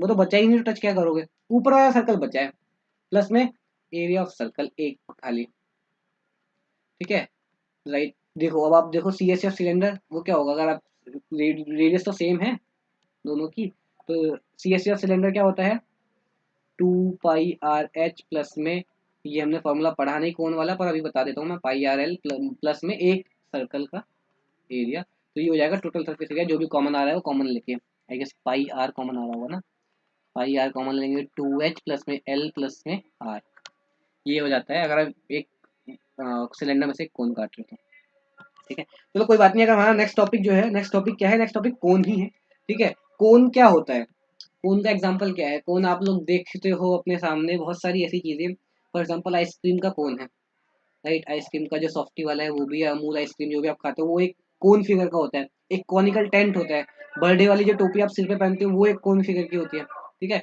अब मैंने आपको ये तो बता दिया कि सर रेक्टेंगल से वो बनता है, क्या बनता है, सिलेंडर। कोन किससे बनता है, अब आप पूछोगे सर कोन किससे बनता है, कोन बनाने के लिए अगर आपको कभी कोन को काटो ना बीच में से, आपने कभी टोपी काटी हो और उसको खोल दिया हो तो वो कुछ इस टाइप की बनेगी, ये थोड़ा ज्यादा हो गया, मतलब हाँ फिर इस टाइप की दिखेगी आपको, ठीक है। कोन के अंदर रेडियस थोड़ी एक छोटी एक बड़ी हो रही है, लेकिन आप लोग समझ रहे होंगे कहने का मतलब, जब भी आप किसी कोन की टोपी मतलब कोई भी कोन कॉनिकल फिगर को एक साइड से काट के उसको पूरा खोल दो तो वो एक सेक्टर बनता है, ठीक है। उस सेक्टर की जो रेडियस होती है वो होती है कोन की स्लैंट हाइट के बराबर, मतलब ये एक कोन है, अगर मैं इसको यहाँ बीच से काट के और इसको पूरा खोल दूं तो ये कुछ इस टाइप का दिखेगा, तो इसकी जो रेडियस होती है वो तो होती है इसके बराबर, लेंथ के बराबर, इसकी स्लैंट हाइट के बराबर। स्लैंट हाइट क्या होती है, देखो एक तो होती है हाइट, जब भी मैं हाइट या एल्टीट्यूड वर्ड यूज करता हूँ वहां पे मुझे पता चलता है कि वो 90 डिग्री का एंगल बना रही होगी, 2D के अंदर 90 डिग्री का और 3D के अंदर भी जो स्ट्रेट लाइन होगी ऐसे 90 डिग्री का रेडियस के साथ एंगल बना रही होगी यहाँ पे, ये होती है हाइट, ठीक है। और ये नीचे वाली होती है रेडियस, थोड़ा बड़ा बनाते हैं कौन, इस वाले कोन के अंदर अगर इसको मैं आर मानूं और ये एच है अपने पास और ये एल है, ठीक है, और ये 90 डिग्री एंगल बनाती है, तो अब आप लोग सी एस ए की बात करें, कर्व सरफेस एरिया की बात करें, तो वो किसके बराबर होगा, वो यहाँ पे बराबर होता है पाई आर एल के, ऐसा क्यों, अब देखो आपको ये एक चीज पता है कि अगर आपको कर्व सरफेस एरिया किसके बराबर होगा, तो इसका एरिया के बराबर ना, और आपको एरिया निकालना आता है, बिल्कुल आता है, एक सेक्टर का एरिया कैसे निकालते हैं, theta upon 316 two pi R square, या फिर अगर आपको इसकी लेंथ की बनो तो आप उससे निकाल सकते हो, राइट। तो उससे मुझे मिल जाता है कि पाई आर एल जो होगा वो इसके एरिया के बराबर, उसका सी एस ए के बराबर होगा, कर सरफेस एरिया के बराबर, जो बाहर वाला पार्ट होगा। टोटल सरफेस एरिया के अंदर और क्या ऐड हो जाएगा, टोटल सरफेस एरिया के अंदर एक चीज ऐड हो जाएगी, नीचे वाला सर्कल, तो पाई आर एल पहले से था और नीचे वाला सर्कल ऐड हो जाएगा, तो पाई आर स्क्वायर और ऐड कर दूंगा तो मैं इस वाले फॉर्मूले पहुंच जाऊंगा टोटल सरफेस एरिया के। वॉल्यूम क्या होगा, अब देखो इसके अंदर जो बेस अपोजिट दोनों जो बेस है वो सेम नहीं है, तो हम वो वाला फॉर्मूला अप्लाई नहीं कर सकते, कौन सा, कि area of base into height, लेकिन इसका फॉर्मूला आप डायरेक्ट याद रख लो, 1/3 into area of base into height, क्योंकि जब भी किसी फिगर के अंदर एक नीचे बेस गिवन हो और उस बेस से वो चारों की चारों जो एक एक पॉइंट पे चारों की चारों लाइनें मिल रही हो उसके चारों वर्टेक्स से, या सारे वर्ड चार चार यूज किया मैंने यहाँ पे, मतलब चाहे तीन हो, अगर तीनों पॉइंट तीनों वर्टेक्स से भी अगर एक पॉइंट मिल जाए तो उसका एरिया कितना होता है, उसका एरिया होता है area of base into height upon में 3, ठीक है। नहीं समझ में आया कोई बात नहीं, आप कोन का एरिया याद रखो, आगे हम पिरामिड करेंगे उसके ना और अच्छे से समझेंगे, ठीक है। फिलहाल आपको कोन में ये समझ में आया होगा कि वॉल्यूम का फॉर्मूला ये होता है, और ये जो स्लैंट हाइट होती है यहाँ पे अगर आप इस वाले के अंदर पाइथागोरस लगा दो, कई बच्चे कंफ्यूज हो रहे होंगे क्या कि सर 3D फिगर है पाइथागोरस कहाँ से आ गई, देखो पाइथागोरस कैसे आ गई कि आपके पास कोन तो 3D है, पर कोन के अंदर अगर आप हाइट से बिल्कुल जमीन पे एक लाइन खींच दो या एक लाइन लगा दो और वहीं पे रेडियस को लगा लो, तो वो रेडियस और जो हाइट बनेगी वो 90 डिग्री का एंगल बना रही होंगे ना, तो पाइथागोरस तो मैं अप्लाई कर सकता हूँ, जिसने पाइथागोरस पाइथागोरस सर ने भी इतना नहीं सोचा होगा कि उनकी थ्योरम कहाँ का यूज होगी, ठीक है। लेकिन देखो कहाँ कहाँ यूज हो जाती है, 2D के अंदर तो समझ में आता है, 3D के अंदर भी और भी देखो कहाँ कहाँ यूज होती है, आप लोग सोच भी नहीं सकते, ठीक है। अब इस पाइथागोरस का यूज करके मुझे मिल जाता है कि स्लैंट हाइट की जो लेंथ होती है वो बराबर होती है R square plus H square के बराबर, इसका यूज भी हमें कई बार करना पड़ेगा। देखो कोन के अंदर आपको एक चीज थोड़ा पाइथागोरस में अच्छा होना पड़ेगा, क्योंकि बहुत बार आपको एल की जगह मतलब आपको आर और एच गिवन होंगे और आपको एल फॉर्मूले में सी एस ए पूछेगा या टी एस ए पूछेगा, तो आपको एल निकालना ही पड़ेगा, ठीक है, एक नया वेरिएबल आ जाता है यहाँ पे, तो इसलिए थोड़ा सा आपको कैलकुलेशन में अच्छा होना पड़ेगा, और वो आप 4 से 5 क्वेश्चन आप रेगुलर एक टाइप के कर लोगे ना, तो आप अच्छे हो जाओगे, कोई बड़ी बात नहीं है। ठीक है, अब देखो कोन बनते किस किस तरीके से। पहला तरीका तो मैंने आपको बता दिया। दूसरा तरीका, अगर आपको जैसे पिछले क्वेश्चन में हमने पढ़ा कि रेक्टेंगल को रोटेट कर रहे हैं, वैसे ही अगर आपके सामने एक राइट एंगल ट्रायंगल है, अगर मैं इस राइट एंगल ट्रायंगल को इसी बेस के अगेंस्ट, ये एक बेस है, इसी बेस के अगेंस्ट, अगेंस्ट मतलब इसकी बेस के साथ अगर मैं रोटेट कर दूं, पूरा घुमा दूं, ठीक है, तो एक कोन बन जाता है। ठीक है, राइट एंगल ट्रायंगल यूज किया मैंने, तो ये कोन बन जाएगा। और ये कोन बन जाएगा राइट एंगल ट्रायंगल की, समझ लो इसकी बेस ये था, हाइट ये थी, बेस हाइट मतलब ये साइड ले लो एक्स और ये साइड ले लो वाई, इसमें ये बेस था, ये हाइट थी। तो वहां पे हमें क्या होगा, जो बेस होगा वो तो बराबर हो जाएगा रेडियस के, और जो हाइट होगी वो बराबर हो जाएगी एक्स के, वो वाई के सॉरी। ठीक है, मतलब कि इस वाले ट्राइंगल के अंदर भी हाइट है वो, और कोन के अंदर भी हाइट है। क्लियर, तो इसलिए मैं रोटेट कर रहा हूँ। आप लोग दिमाग लगा पा रहे हो ना, रोटेट करने के बाद फिगर कुछ इस टाइप से बनेगी। फिगर ही नहीं बना पाए तो कंफ्यूज हो जाओगे।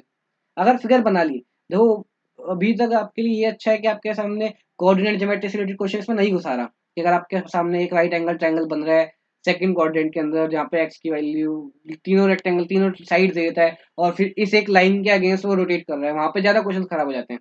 लेकिन सिर्फ इतना बोलता है कि किसी एक साइड के अगेंस्ट रोटेट कर दो, तो वहां पे तो बहुत ही ईजी हो जाता है कि एक साइड आपकी रेडियस में कन्वर्ट हो जाएगी, एक साइड हाइट में कन्वर्ट हो जाएगी। ठीक है, तो इसलिए ईजी हो जाता है वहाँ पे। आप लोग वहीं पे अगर मैंने अभी इसके अगेंस्ट किया, अगर वहीं पे ये है और इसके अगेंस्ट मुझे रोटेट करना पड़े, नीचे वाली साइड के अगेंस्ट, तो वहां पे समझ लो ये साइड बी है और ये साइड एच है, या एल ए मान लो। ठीक है, ये साइड बी है, ये साइड ए है। तो आप मुझे बताओगे रेडियस किसके बराबर होगी इसकी, जो नया जो कोन बना, जो कोन बना उसकी रेडियस बराबर है किसके, ए के, और उसकी जो हाइट बराबर है वो है बी के। और स्लैंट हाइट इस तरीके से नहीं निकलती, वो निकालनी पड़ेगी अपन को। क्लियर, वहीं पे अगर समझ लो इस टाइप का क्वेश्चन आ देगा आपको, इस टाइप से दे रहे हैं कि ये एक ट्राइंगल है, ये ट्राइंगल भी कुछ ना कुछ देगा, या तो इक्विलेटरल ट्राइंगल देगा, राइट एंगल ट्राइंगल देगा, समझ राइट एंगल ट्राइंगल दे रहा है। ये एक राइट एंगल ट्राइंगल है, और इसकी इस साइड के अगेंस्ट मैंने एक, इस साइड को वो मान के मैंने घुमा दिया पूरा, तो ये कौन, अब आप कहोगे सर ये कौन कहाँ बना, ऊपर वाला तो कौन बना। देखो इसको आप बीच से काट दो, तो ये दो कोन बन गए यहाँ पे, एक लेफ्ट वाला एक राइट वाला। अगर वॉल्यूम पूछेगा तो लेफ्ट वाले का वॉल्यूम प्लस राइट वाले का वॉल्यूम, और एरिया पूछेगा तो आप लोग देख लो एरिया में किस किस चीज़ को ऐड करना है, किस किस चीज़ को माइनस करना है।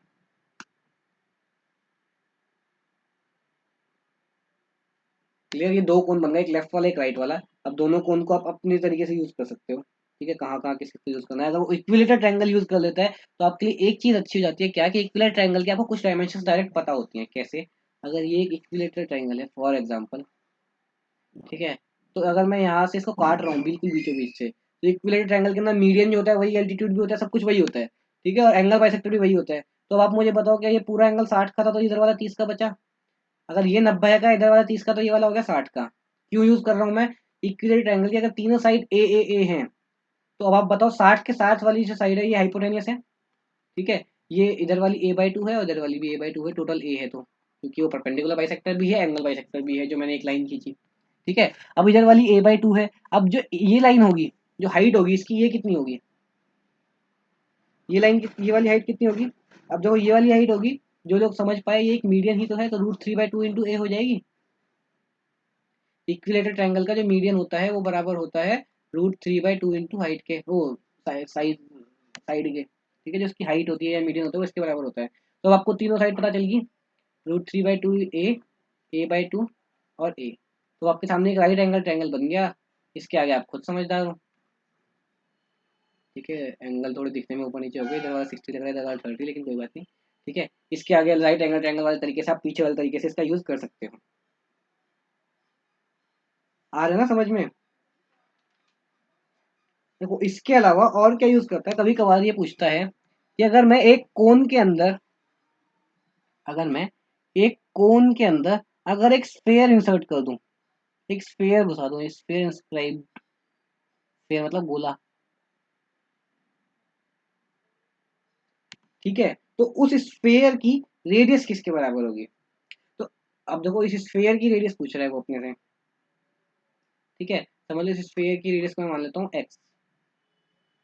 तो मुझे इस एक्स की वैल्यू बतानी है। अगर मेरे को गिवन क्या क्या है, मुझे जो बेसिक चीज़ें हैं कि मेरे कोन की रेडियस आर है, मेरे कोन की हाइट एच है, और मेरे कोन की स्लैंट हाइट एल है। जो बेसिक टर्मिनोलॉजी है कोन के अंदर वही है। पर अगर एक स्फीयर घुसा दिया जाए जिसकी रेडियस एक्स है, तो उस एक्स की वैल्यू बताओ, या उस रेडियस जो स्फीयर उसके अंदर है उसकी रेडियस किसके बराबर होगी।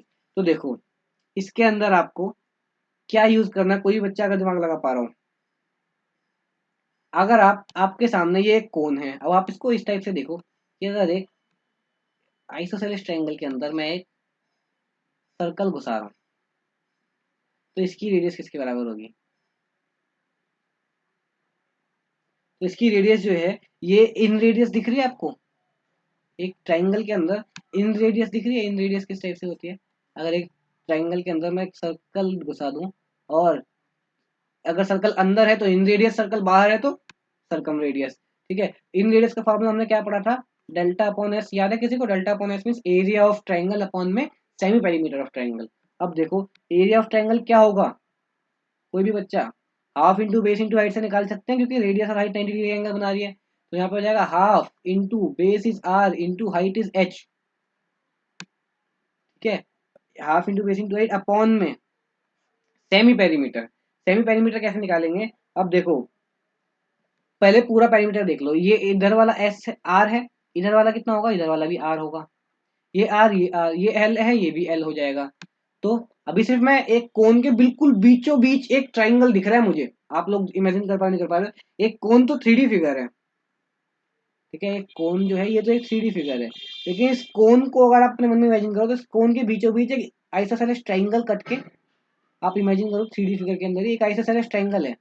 मैं उस आइसोसेलेस ट्रायंगल की बात कर रहा हूँ अभी, क्योंकि अगर मैं उस आइसोसेलेस ट्रायंगल के अंदर एक सर्कल है या फिर कोन के अंदर स्फीयर है, वो एक ही बात हो जाएगी, रेडियस निकालने का तरीका सेम होगा, ठीक है। तो यहाँ पे अगर मैं इस आइसोसेलेस ट्रायंगल का या पेरीमीटर निकाल दूँ, वो हो जाएगा 2r + 2l, और एस मतलब सेमी पेरीमीटर डिवाइड बाई 2, इस 2 से ये 2 खत्म।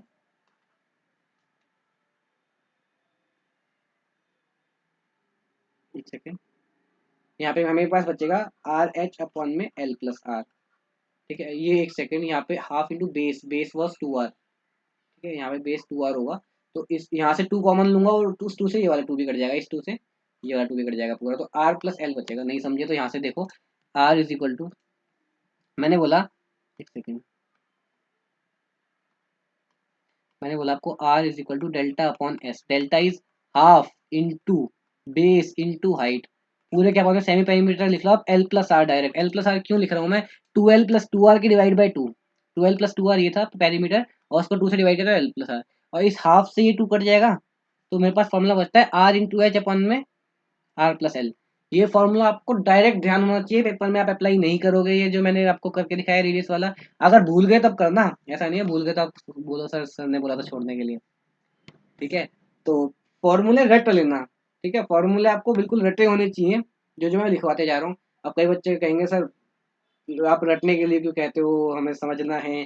समझ तो लो, पर रटना भी उतना ही इम्पोर्टेंट है, ठीक है। वरना अगर समझते रह गए, समझ समझ के चले गए पेपर में, और पेपर में समझने लग गए सारी चीजें, तो वहां पे फॉर्मूले बनाने में बहुत टाइम ले लोगे आप। तो इसलिए यहाँ पे बना बना के दिखा रहा हूँ सब कुछ, इसके बाद याद करके पहुंचना है आपको सारे वहाँ पे, ठीक है। बोला क्या मैंने अभी, आप अपने कॉपी जो भी लेके बैठे हो उसके अंदर स्पेशल एक स्टार डाल के पॉइंट डाल लो कि if a sphere inscribed in a cone, sphere of largest side, largest side मतलब टच करना चाहिए उस कोन की सारी साइड को, ठीक है, कोन, टोटल कोन को। तो उसकी जो स्फीयर की जो रेडियस होगी वो निकलेगी इस टाइप से, और ये एक्स की वैल्यू है, ये कुछ भी मान लो, ये एक्स की वैल्यू है जो मैंने निकाली इन रेडियस के फॉर्मूले से, क्लियर। वहीं पे अगर वो बोलता है कि अगर मैंने एक कोन के अंदर एक क्यूब इंसर्ट कर दिया, तो उस क्यूब की साइज बताओ। देखो आप लोग समझ रहे होंगे मैं क्यों बता रहा हूँ ये सारी चीजें। ये सारी चीजें मैंने आपको एक और टॉपिक में भी बताई थी। कौन से टॉपिक में,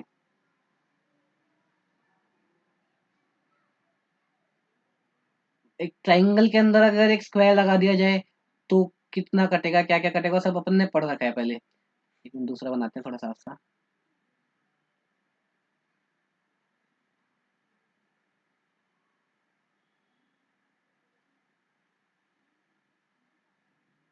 आज फिगर पे कोई भी परेशान नहीं होगा, ठीक है। 2 मिनट बचे।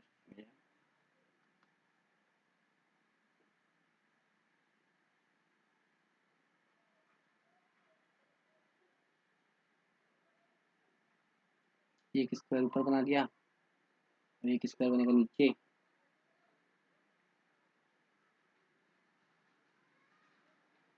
ऐसे बनेगा ना, हाँ।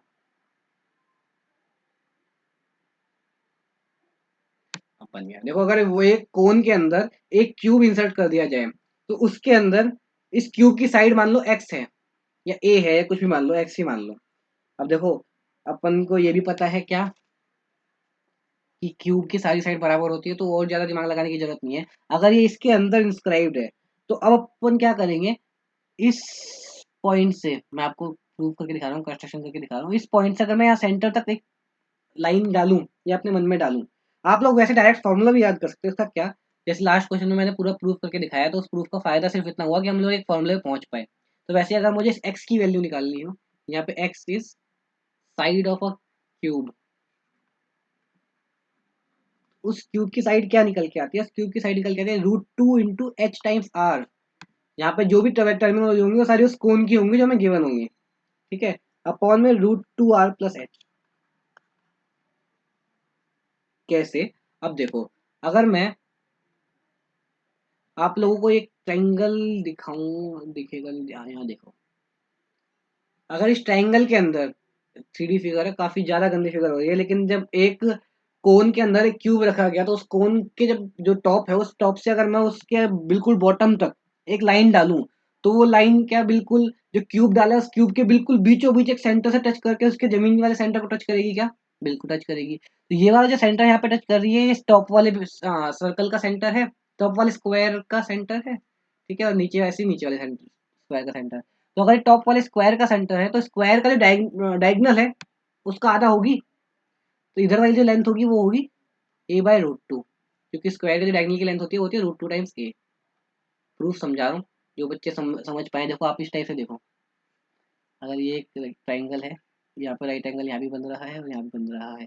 ये फिगर क्या है, ये जो लाइन है, ये वाली लाइन, ये लाइन है उस कोन के टॉप से उस कोन के बॉटम बॉटम तक जा रही है।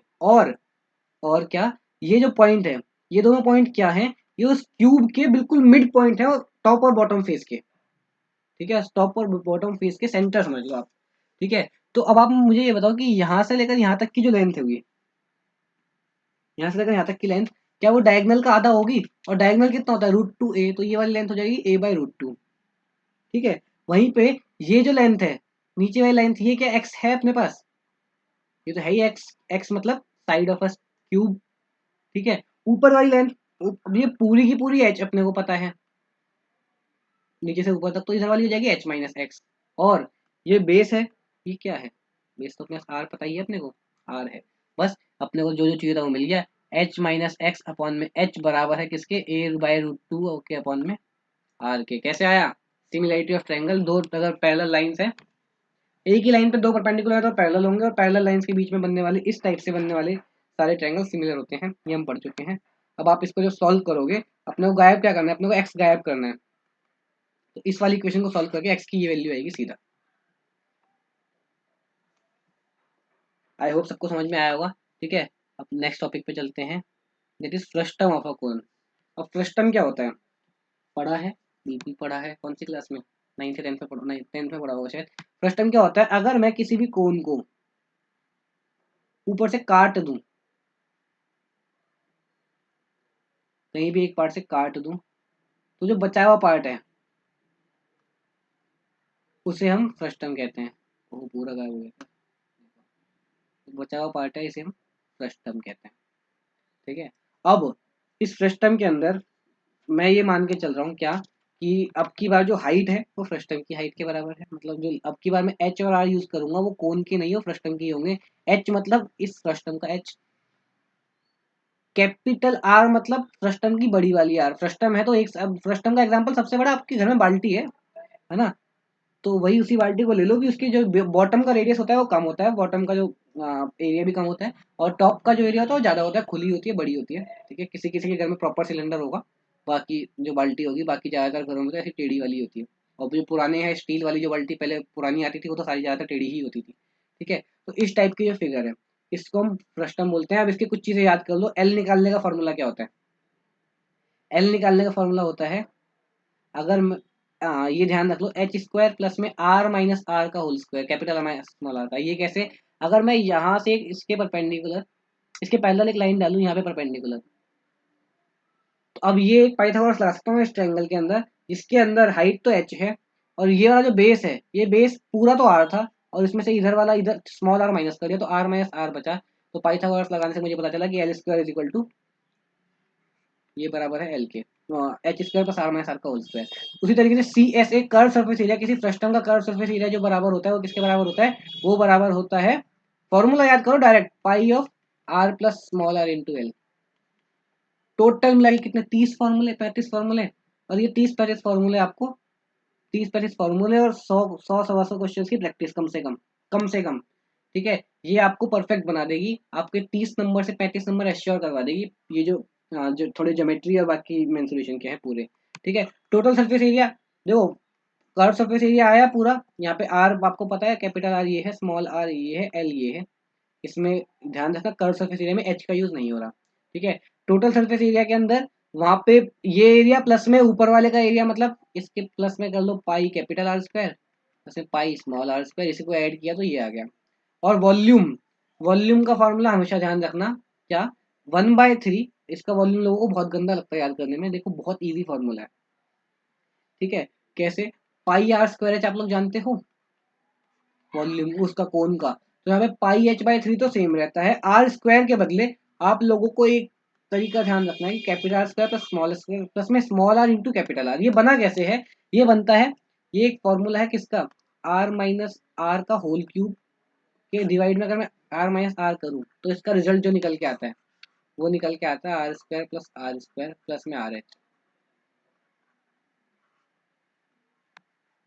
ठीक है, तो इसके यूज से मेरे पास ये बनता है। ठीक है, आपको बस फॉर्मूला एज इट इज ध्यान रखना है, pi H by three into में R capital R square plus small R square, plus में सिर्फ वन टाइम, तब डबल नहीं कर देना कि two A B A square plus B square plus में टू ए बी, ऐसा कुछ नहीं है, प्लस में ए बी बस। ये फॉर्मूला एज इट इज आपको प्रश्न का ध्यान रखना है।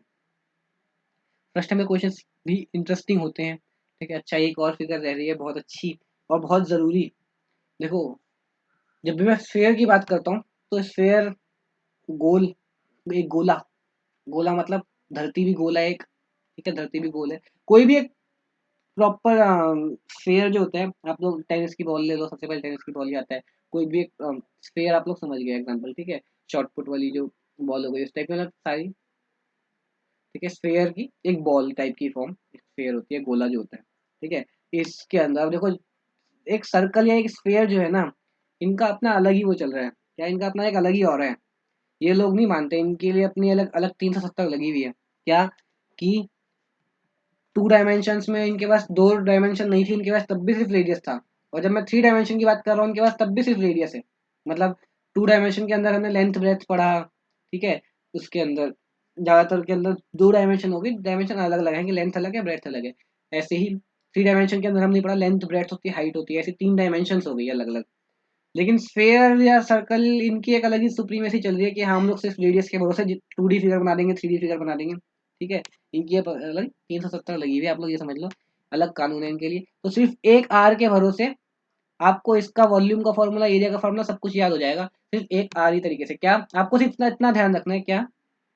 कि 4 बार अगर मैं किसी सर्कल के एरिया को मिला दूं, आप 4 सर्कल लो और सेम रेडियस के, और उन चारों को अगर मिलाओ, तो उससे एक गोला बनाया बनाया जा सकता है।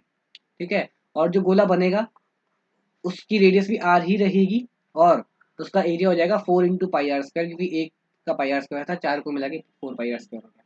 ठीक है, उसका वॉल्यूम का formula 4/3 into pi R cube. याद रखना, वॉल्यूम की जब भी बात हो रही है पूरे स्फीयर की, तो 4/3 इंटू पाई आर क्यूब। अब हेमिस्फीयर की बात करते हैं। हेमिस्फीयर किस टाइप का दिखेगा? सेमी सर्कल जैसे हमने देखे थे, और बस 3D में आ गया सेमी सर्कल। ये है हेमिस्फेयर। हेमिस्फेयर किस क्या क्या देखना है हेमिस्फेयर का आपने? हेमिस्फेयर का एक बाउल होता है, बाउल टाइप का, तसला होता है, ठीक है। आप लोग जान देखे होगा अपने में, राइट। तो हेमिस्फेयर इस टाइप का होता है। इस हेमिस्फेयर के अंदर देखो वॉल्यूम पूरे का था 4/3 पाई आर क्यूब। अब हेमिस्फेयर कितना होगा, इसका आधा हो जाएगा। आधा मतलब 4 का आधा 2/3 पाई आर क्यूब। तो वॉल्यूम तो सिंपल है। अब कर्व सरफेस एरिया की बात करें तो पूरे का, अब आप कहोगे सर स्फेयर का कर्व और लेटरल क्यों नहीं बताया? स्फेयर में क्या कोई ऊपर नीचे ढक्कन खोलने वाली बात है क्या? स्फेयर में आप कहीं से ढक्कन खोल सकते हो, बंद कर सकते हो? नहीं। ठीक है, स्फेयर जो होता है वो पूरा एक बंद चीज है, क्लोज फिगर है प्रॉपर 3D के अंदर भी, जिसके आप टॉप और बॉटम को अलग नहीं कर सकते। ठीक है, तो इसलिए उसका, एक स्फेयर ऐसी चीज है इसका कर्व और टोटल सरफेस एरिया अलग नहीं होता। लेकिन जब मैं सेमीस्फेयर हेमिस्फेयर की बात कर रहा हूँ, सॉरी, हेमिस्फेयर के अंदर जब मैंने बीच में से काट दिया, तब उसका सी एस टी ऐसे अलग अलग होगा। क्यों? क्योंकि उस टाइम पे नीचे एक ढक्कन बन गया ना जहाँ से काटा। अगर मैं इसको उल्टा करूँ तो बाउल के ऊपर ढक्कन लगाया जा सकता है। ठीक है, तो वो अगर ढक्कन लगाया तो टी एस ए, ढक्कन नहीं लगाया तो सी एस ए। ये एरिया निकालना है। तो देखो सी एस ए क्या है, सी एस ए होगा वही इसका आधा, ढक्कन नहीं लगाया तो जितना था उस पूरे का आधा।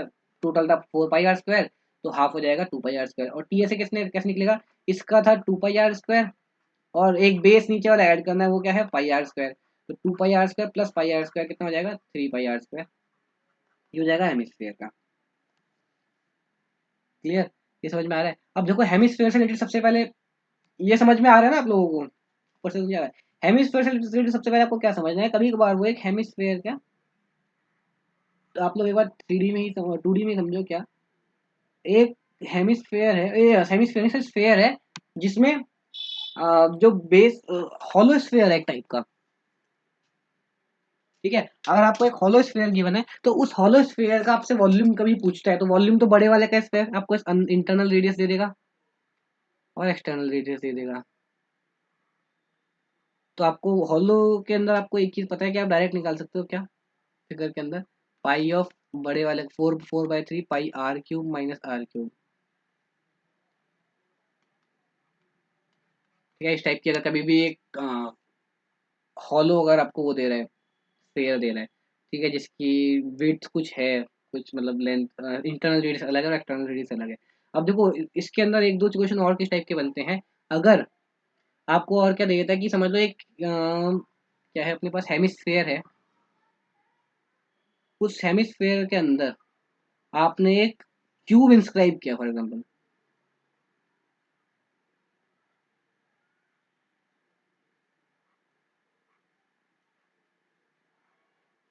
एक सेकंड देना, ड्राइंग जितना टाइम मिलती है इसमें तो।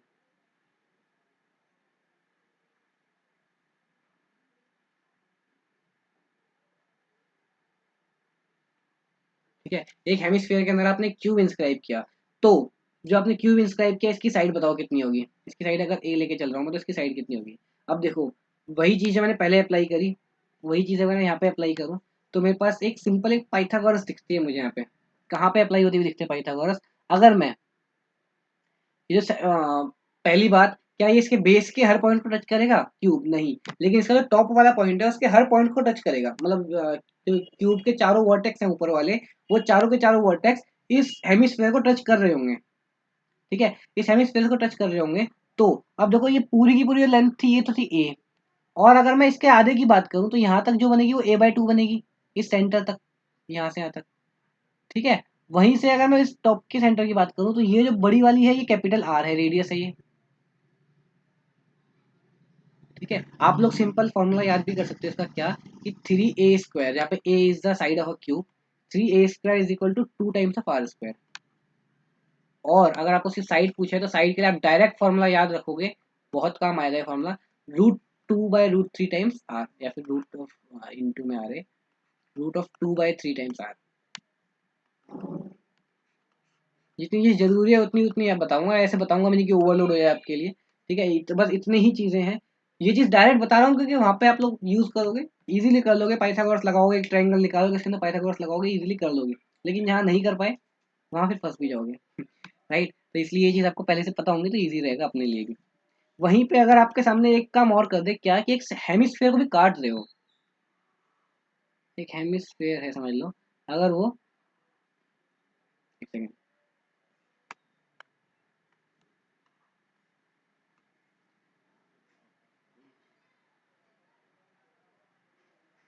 हेमिस्फीयर को भी ऊपर से किसी पार्ट से काट दे, तो काटने के बाद जो ये बचा, इसकी वॉल्यूम या सी एस टी ऐसे कुछ पूछता है तो किस तरीके से निकालोगे?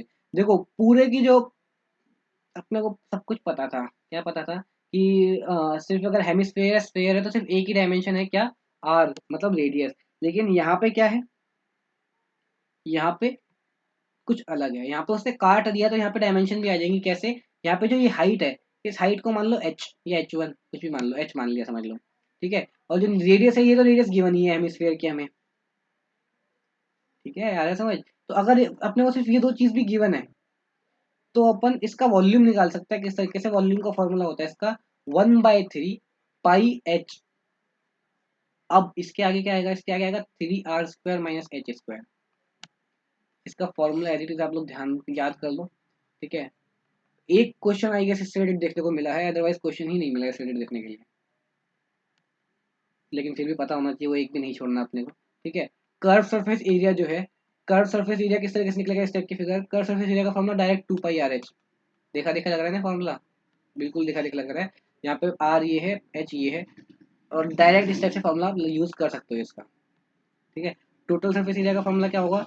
टोटल सरफेस एरिया का कर्व सरफेस एरिया प्लस में क्या, इसका नीचे वाले का एरिया मतलब πr², और ऊपर वाले का एरिया, राइट। अब ऊपर वाले का एरिया कैसे निकालोगे? ऊपर वाले का एरिया निकलेगा अपने पास, देखो अगर ये पूरा सेमी सर्कल होता, आप लोग इसे ये समझो, पूरा अगर हेमिस्फीयर होता ही है तो ये यहाँ से लेकर यहाँ तक जो बनता, ये पूरी यहाँ से लेकर यहाँ तक ये आर होती। तो अगर ये नीचे का एच है तो ऊपर वाला कितना आर माइनस एच बचेगा? ऊपर वाला जो ये बचा इसकी रेडियस आर माइनस एच हो गई ना, इस वाले सर्कल की। तो इसकी रेडियस आर माइनस एच मतलब πr² प्लस में pi of R minus H का स्क्वायर। बस इतनी सी बात है, ठीक है। इसका स्क्वायर आपको एडिटिव ध्यान में रखना चाहिए टोटल सरफेस एरिया के केस में, और कुछ इससे रिलेटेड जनरली नहीं पूछता। बाकी मैंने वो आपको बता ही दिया कि स्फेयर के अंदर अगर क्यूब है, स्फेयर के अंदर अगर क्यूब है तो उसका जो रेडियस पूछता है तो रेडियस होती है आधी। और अगर स्फेयर के बाहर क्यूब है, ओ सॉरी, स्फेयर के अंदर अगर क्यूब है तो √3/2 × a, और स्फेयर के बाहर अगर क्यूब है, आप फिगर देखो, स्फेयर के बाहर अगर क्यूब है उस केस में जो रेडियस बनती है वो बनती है a/2। इस पे मत जाना, टच करके जा रही है, ठीक है, ड्राइंग को मत जाना। इसके बाद नेक्स्ट इज पिरामिड। देखो लास्ट आज का टॉपिक है पिरामिड। पिरामिड क्या होता है? हमने पहले प्रिज्म पढ़ा। प्रिज्म क्या होता है? कोई बच्चा अपने माइंड में, सब बच्चे रिकॉल करो एक बार। जिसके अपोजिट बेस होते हैं सेम, अपोजिट बेस होते हैं सेम, और बाकी साइड बनी होती है किस टाइप की? रेक्टेंगुलर साइड की, रेक्टेंगुलर टाइप से। लेकिन पिरामिड क्या होता है? पिरामिड जिसके अंदर कोई भी एक बेस हो, ठीक है, कोई भी एक, समझ लो मैं ट्रायंगल ले रहा हूँ, कोई भी एक बेस हो, और इस बेस से अगर मैं कोई एक पॉइंट से तीनों वर्टेक्स को मिलाऊं तो ये जो फिगर बन रही है ये पिरामिड फिगर होती है। पिरामिड वैसे आप लोग अपने मन में जानते भी हो किस टाइप का होता है, राइट। हर कंपनी के अंदर एक पिरामिड सिस्टम फॉलो होता है ज़्यादातर, कि मतलब पहले ऊपर टॉप हायरार्की, ऊपर से नीचे मतलब सब टॉप पे, फिर टॉप से नीचे बॉटम, इस टाइप से आते हैं, राइट। बिजनेस साइड में नहीं जा रहे हम लोग, टेंशन मतलब, ठीक है। वहीं पे अगर आपके सामने एक स्क्वायर है और वो स्क्वायर एक पॉइंट से मिल रहा है तो ये एक पिरामिड होता है। कहने का मतलब कोई भी एक बेस, अगर बेस के जो जितने भी वर्टेक्स हैं वो चारों वर्टेक्स अगर एक पॉइंट पे जाके मिल रहे हैं, ठीक है, तो इस टाइप की फिगर बन रही है, तो इसे हम कहते हैं पिरामिड। पेंटागन भी हो सकता है, हेक्सागन भी हो सकता है, कुछ भी हो सकता है यहाँ पे, ठीक है। इस पिरामिड के अंदर ये जो हाइट होती है ये बेस पे 90 डिग्री का एंगल बनाती है। हाइट मतलब जो टॉप से बेस पे खींची जा रही है। तो इसके वॉल्यूम का फॉर्मूला क्या होता है? वॉल्यूम का फॉर्मूला होता है 1/3 इंटू एरिया ऑफ बेस, जो बेस है उसका एरिया, इंटू हाइट। और सेकंड क्या है? सेकंड है LSA। LSA मतलब लिटरल सरफेस एरिया, मतलब ये चारों जो ये साइड बनी, चारों या जितनी भी बनेंगी वो साइड, नीचे का जो एरिया है उसको छोड़ दो बस, बाकी सारी। तो उसका फॉर्मूला क्या होता है? उसका फॉर्मूला अगर half into perimeter of the base into slant height, ठीक है। और TS आप लोग जानते हो, जो भी बेस है उसका एरिया ऐड कर देना है, ठीक है। पिरामिड से रिलेटेड देखो आपको मैं बता दूं एक बहुत ही अच्छा सच, ठीक है, कि सिर्फ 2013 के फर्स्ट पेपर में और 2013 के सेकंड पेपर में पिरामिड पूछा गया है, उसके अलावा पिरामिड कभी पूछा ही नहीं गया। दूसरी बात, 2013 का फर्स्ट और सेकंड में भी इन तीनों के सिर्फ एक वॉल्यूम का फॉर्मूला यूज किया गया है उसके उसके अंदर। एक क्वेश्चन के अंदर फॉर्मूला यूज किया गया वॉल्यूम का, कि वॉल्यूम का फॉर्मूला क्या है, और उससे कंपेयर कर रखा है किसी और के फॉर्मूले को, ये। और दूसरे क्वेश्चन के अंदर ये था कि अगर एक स्क्वायर बेस है, अगर एक स्क्वायर बेस है तो इसके एजिस, ऐसा कुछ था कि इसके एजिस का सम, नंबर ऑफ एजिस प्लस में नंबर ऑफ फेसिस बराबर है नंबर ऑफ वर्टेक्स के। क्या ये कंडीशन सही है या गलत है? नंबर ऑफ एजिस, जितने भी एज होंगे, 1 2 3 4 5 6 7 8 एज दिख रहे हैं मुझे यहाँ पे, प्लस में नंबर ऑफ फेसिस, फेस कितने होंगे, 1 2 3 4 5 फेस होंगे इसके, 4 साइड वाले और एक नीचे वाला। ठीक है, एजिस प्लस में फेस जो बराबर है वो वर्टेक्स कितने होंगे, 1 2 3 4 5 वर्टेक्स होंगे। तो क्या ये इसके बराबर है या नहीं है? या आई गेस 5 + 5 = 8 इस टाइप की सिचुएशन इक्वेशन बनी थी, पर वो भी गलत थी, तो वो नहीं था। तो कुल मिला के अभी तक फॉर्मूला के ऊपर क्वेश्चन नहीं बना है।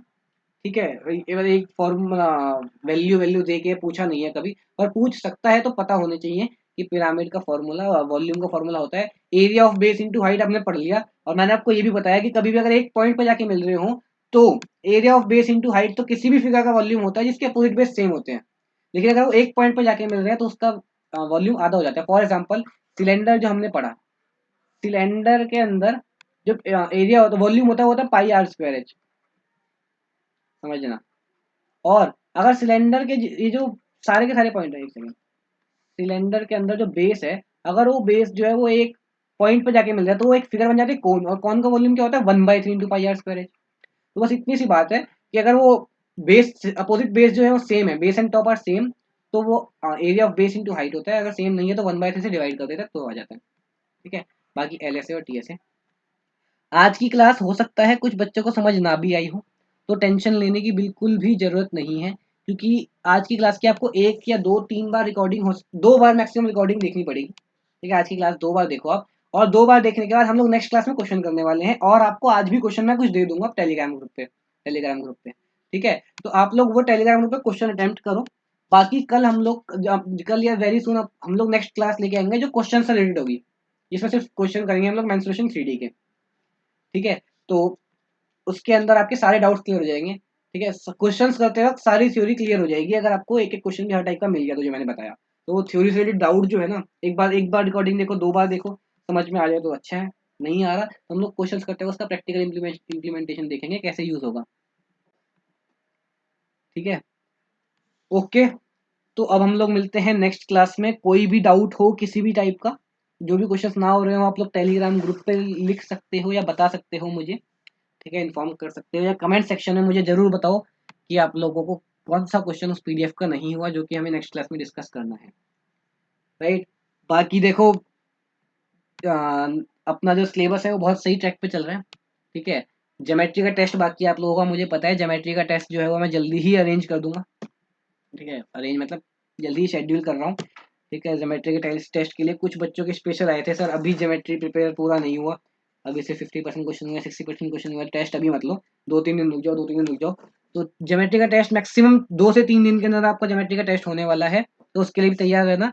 और अब मेंसुरेशन 3 से 4 दिन, 3 4 दिन के अंदर आपका मेंसुरेशन पूरा खत्म हो जाएगा। मेरी तरफ से तो खैर 1 2 दिन में हो जाएगा, बाकी आपकी तरफ से भी मैं ऐसी आशा कर रहा हूँ कि 3 4 दिन के अंदर पूरा खत्म हो जाएगा। ठीक है, 4 दिन मान लो, तो उन 4 दिनों के बाद आपका मेंसुरेशन का टेस्ट जब आप बोलोगे तो आपका मेंसुरेशन का टेस्ट भी रख दिया जाएगा। ठीक है, चलिए ठीक है, मिलते हैं हम लोग नेक्स्ट क्लास में। I hope you all are getting. Okay guys, bye bye, जय हिंद।